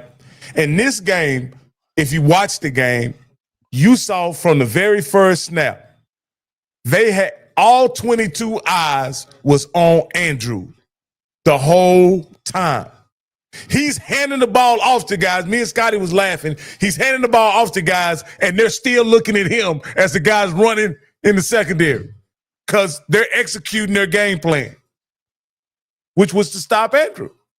And they did it. And when I say they stopped Andrew, they didn't stop him. What they did was, on a good team, they took what Florida A&M was giving them. Yep. And they took it, and they took it, and they took it, and they took it, and they took it. And so, again, I think Andrew didn't have to go in the phone booth this game. Did not. And I was hoping he didn't have to, for sure. And I was also hoping that it wouldn't be a situation where Andrew would just go in the phone booth just because he can. I don't want him to play that way. I want him to play like a seasoned, mature quarterback, orchestrating the offense.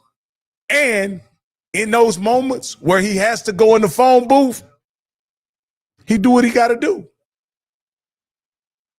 4505 coming to you. What do you say? Not a game changer. Rocky. Yes, sir. Hey, before I even say my first comment, Scotty, I got to hear it from you one time for Big Bama State. Give it to me. Andrew Buddy! You already know. Hey, Scotty, let me tell you something. And Bama State played a complete game. Now, there were some things that we could fix. You know, that one throw to Jones, we really should have put up more than 42. But, hey, you know what? But that college of losses and confusion, it's a lot going on. I haven't seen this many FAMU folks run since that check bounce. You know, and you know, they're out, you know, one of us.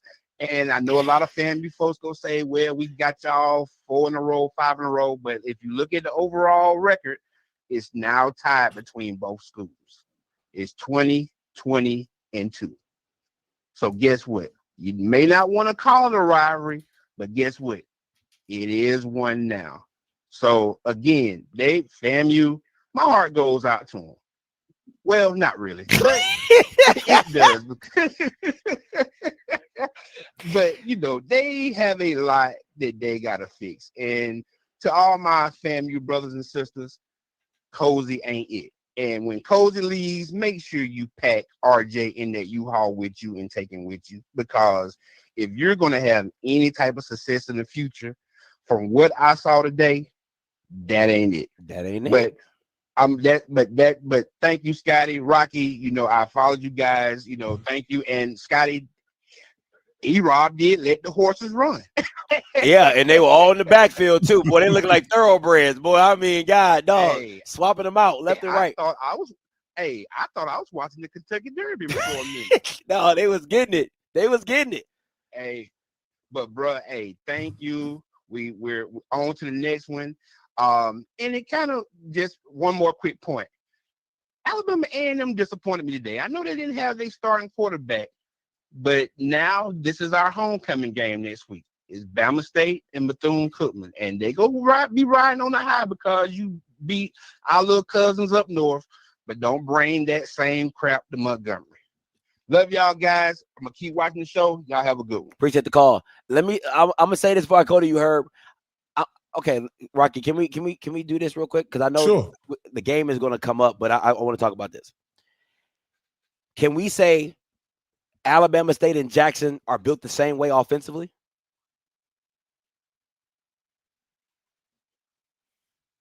Yeah, similar, very similar. Very similar, right? Running back rooms are very deep. They can go 4 running backs deep. So can Alabama State, right? Wide receivers, I would actually give the edge to Alabama State, right? Quarterback, who you going with? I mean, come on, that's a stupid question. Okay, that's what I'm saying. So it's like it's one of those things where it's all going to come down defensively on what team steps up. But we'll cross that bridge when we get to that game. Herb, coming to you. Yeah, man. I'm happy to see the win, but damn, man, I've never seen Florida A&M look like that. They looked overmatched at times, man. Seriously. They looked overmatched in the trenches, particularly in that first quarter. They really, I mean, I know you guys just mentioned it. Whoever that defensive coordinator is in terms of making adjustments, they need to hit the bricks. That's Cozy. Like, that's Cozy. He's the defensive coordinator. Man, look, let me tell you, dude. The fact that we had over 100 yards worth of rushing in the first quarter, and we were doing that on a short field because they couldn't move the ball. Yeah. You know, every time we got the ball back, it was a short field. It was over the 50, or it was at our 40. I think that was the worst field position we had the first 2 quarters. And I mean, you know, and to that cat in the chat that's talking about Andrew's a game manager, dude, what game are you watching, bro? Yeah. He didn't have to do anything. All he had to do was turn around and hand the ball off. Seriously. And I think games like this, you know, I hate to say it, but a game like this still is hard for us to get a gauge as to where we're at on both sides of the ball, because this ain't the Florida A&M that I remember seeing. You know, I mean, I've never, ever seen a Florida A&M defense, for example, be that bad against the run, ever. Last year they were that bad. They were really bad. They were bad. You're talking about I think we finished the game maybe like 10 or 15 yards away from 300 yards rushing. 300. The only difference between last year's game is Andrew. Yeah, I agree. And the fact of the matter is that even with last year's game, when we had Kareem Key at quarterback, you know, that offense was still producing, which tells me a lot about Barnett's scheme working when people are actually executing it. But yeah, today, man, we really, you know, Andrew didn't have to do a whole lot. You know, he managed the game. He did he took what was in front of him. He still threw 2 touchdown passes, ran for 40 yards, you know, didn't make any mistakes. He's still the only quarterback in the conference that ain't got no interceptions. You know, it's crazy. And I think, you know, folks that are watching this, you know, folks that watch this game that are FAMU fans, you know, I mean, I'll take the belt to ass anytime, you know, for a team, but damn, y'all gonna have to do something, man, for real, because that's not the Florida A&M I'm used to remembering, for real. Seriously, it's crazy. It is, but appreciate the call though, Herb. Listen, Herb better than me. I would rub that shit. I don't give a damn how bad FAMU. Listen, if that was me, because again, you got to think about where Alabama State has been for the last 3 years. Alabama State for the last 3 years has not been able to cross the beat, get over the FAMU hump, and Jackson State hump was like 1-1. You know what I'm saying? Like flip, whatever. But the FAMU was a hump that they could not get over for the last, as long as they've been in the SWAC, they have not been able to beat FAMU. Andrew comes in. He changes the dynamic. Barnett comes in. Shout out to him because he called a hell of a game with the running attack, right? They dominate this game. I don't care. Listen, at the end of the day, there were people that came in the chat thought that FAMU was going to win. Nobody thinks FAMU is Mississippi Valley State. Nobody thinks FAMU is UAPB. Some people thought they had a fighting chance. I told Earl. After we was on the spaces, I said, you guys are not good. Albany State was better than you. They were. If you watch the game, if you have eyes, you could tell that they were the better team. Cozy has to answer for this. And if I'm being honest, there's no way Cozy should be allowed to go to another game because it's a pattern. You showed it in Howard. You showed it at Howard. At Albany, RJ looked just as bad until Petty got in the game. And again, you play a full game with RJ and you get exactly what you got at Howard. The exact same result. I'm good on him. I'm good on Cozy. I'm good on RJ and I'm good on Cozy. They both should be helping each other move. Well, you know, my deal with RJ is this, man. And I know people are crushing him, and I look at this. He's just not a passing quarterback. That's just the bottom line. He's not a passing quarterback. And when they were able to run the ball, get 4 or 5 yards of carry, matriculate the ball down the field, they was able to score. And when the game was 14-0, they were able to close it to 14-7. But again, they weren't able to get a stop. You know, and then then Alabama State got the ball back, drove it all the way down, and fumbled. I think the close nature of this game in the first half is really deceptive because of the way it went. But I'm saying it to say this. RJ was never going to be able to win this game with FAMU performing the way they were. He was never going to be able to win this game. The only chance y'all had to win this game was put the ball in the air and have a shootout with Alabama State. And RJ is not equipped to get in the shootout as a passer. Nope. He's just not. Now, I'm going to be honest with you. Y'all still get beat down with Jet. The game is closer. Right? Because here's the reality. If y'all show the propensity to put up more points, my man Barnett opens up the offense. And then what happens? Yeah, he's going to have to. So, I don't think you win the game with Jet, but RJ had a poor passing performance. I agree with Ryan Prentice. He had a poor passing performance. He's not the kind of quarterback that you want to lead a balanced offense or a passing offense. Did y'all hear what I said? He's not the kind of offense, he's not the kind of quarterback who can lead a balanced offense or a passing offense. Do you understand what I mean, Scotty? Yeah. Yeah. Something that's not triple option. Something that's not dive left, dive right. I get you. See, and this is my thing. Let me say this. And I'm going to bring my final point. I think for Alabama State, everything's in front of you. Everything's in front of you. The matchup, Bethune-Cookman cannot be your trap game because you got that.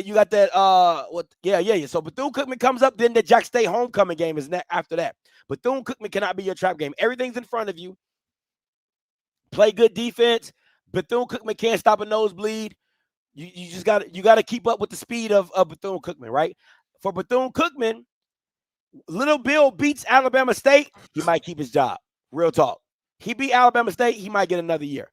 But for Bama State, everything's in front of you. Keep trucking ahead, keep trucking along, keep doing what you're doing, right? For FAMU, the problem for me is this. If you make the change to Cozy, if you make the change away from Cozy and you go with Burris and you go Petty and you run the table, it's going to be the worst feeling in the world.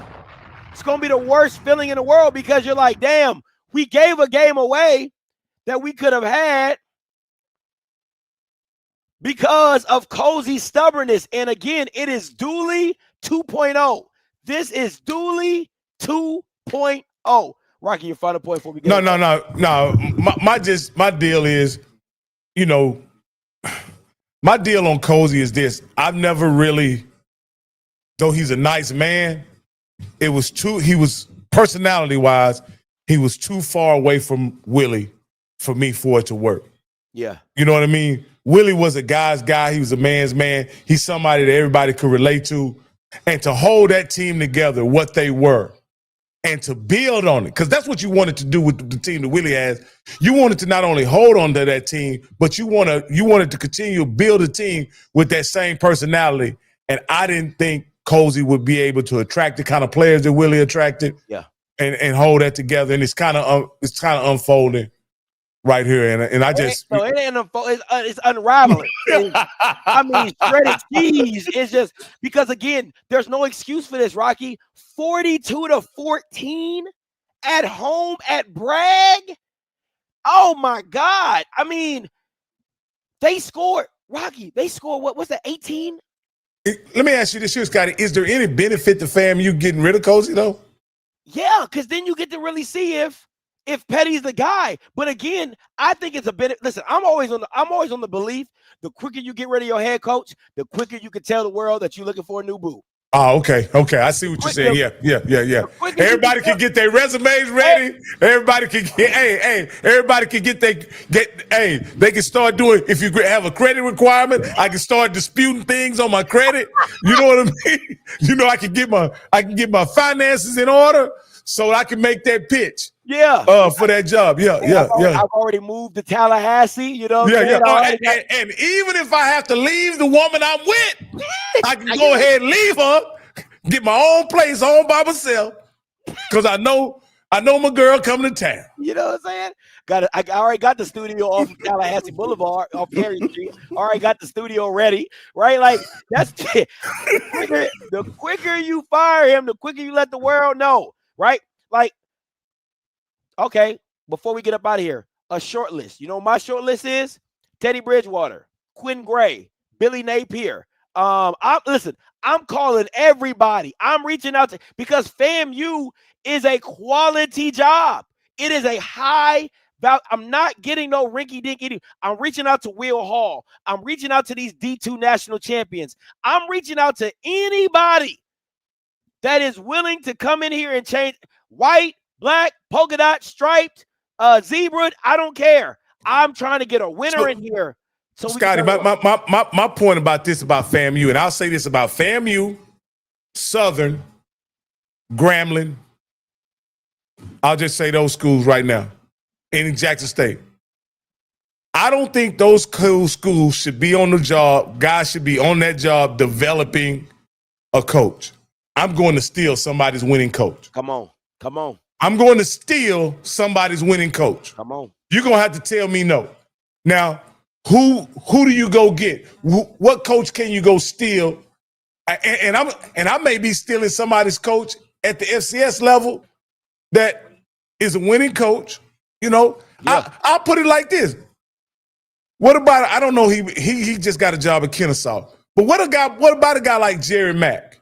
Would you know what I mean? A guy with a winning pedigree, he ain't leaving because of the money. But I'm just saying, I'm stealing somebody's coach. I'm not experimenting with a guy like Cozy. I'm not experimenting with a guy who doesn't have a head coaching pedigree. I'm not doing it. I wouldn't. I agree. I think you go get a proven winner. You know what I'm saying? You go get a proven winner, and you go get something that's changed, that can make the change.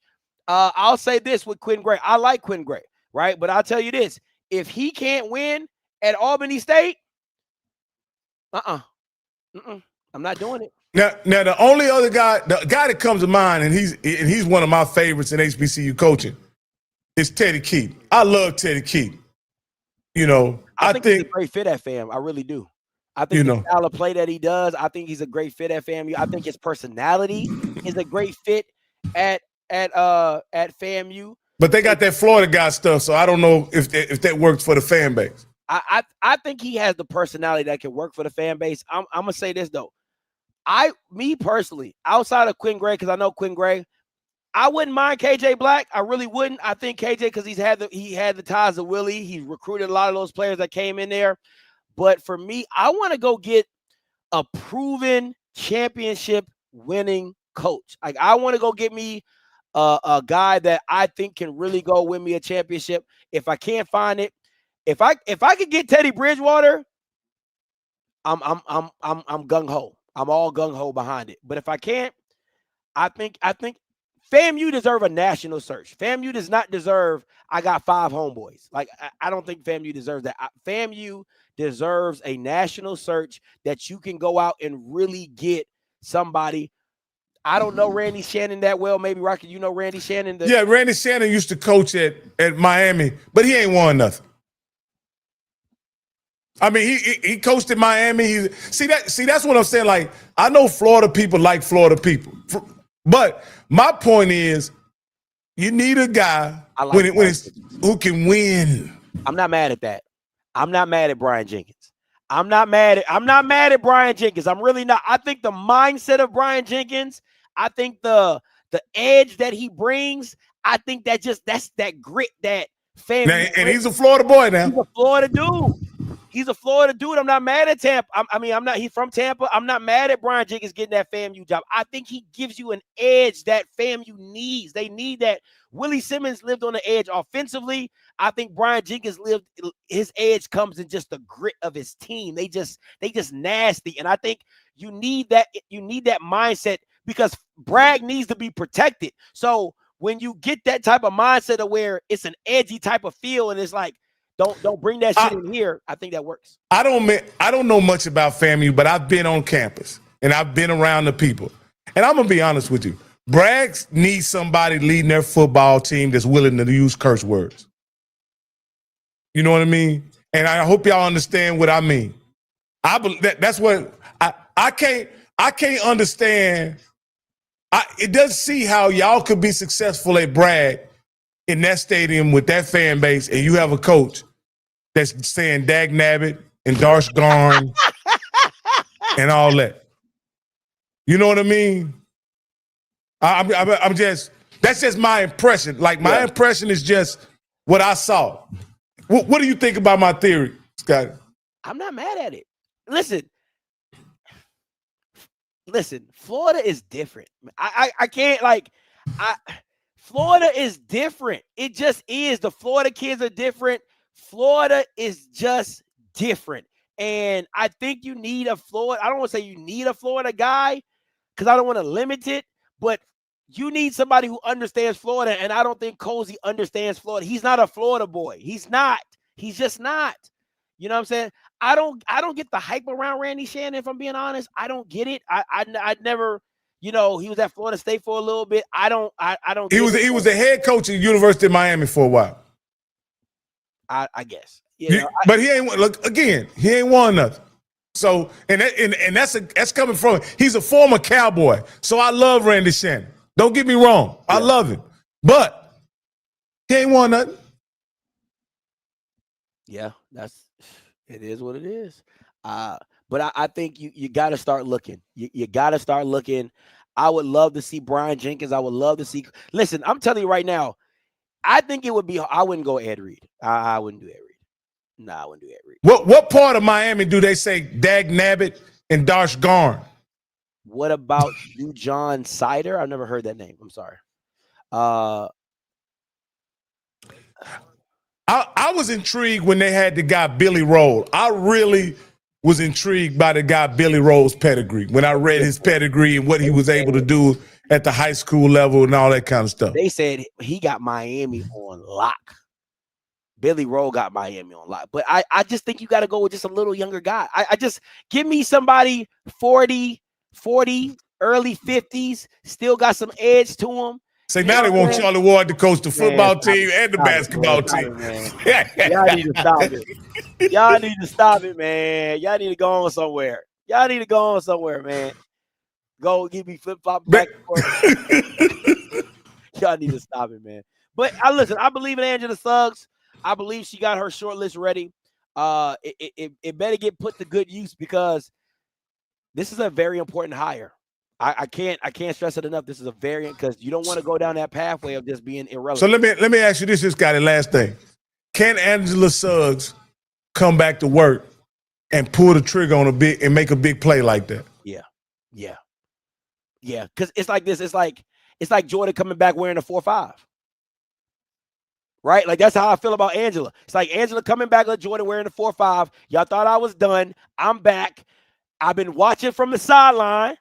I've been watching just like Jordan. I was in baseball, watching y'all lose, watching y'all go here, didn't win a championship without me. I come back wearing a 4-5, and I'm still that guy. So I think that's how I think that's how Angela comes back. She come back wearing a 4-5 like MJ, and I'm gonna show you what a real AD look like. I'm gonna shake all this shit up. You know what I'm saying? And we're gonna turn it all the way around. All right, that's good. That's good.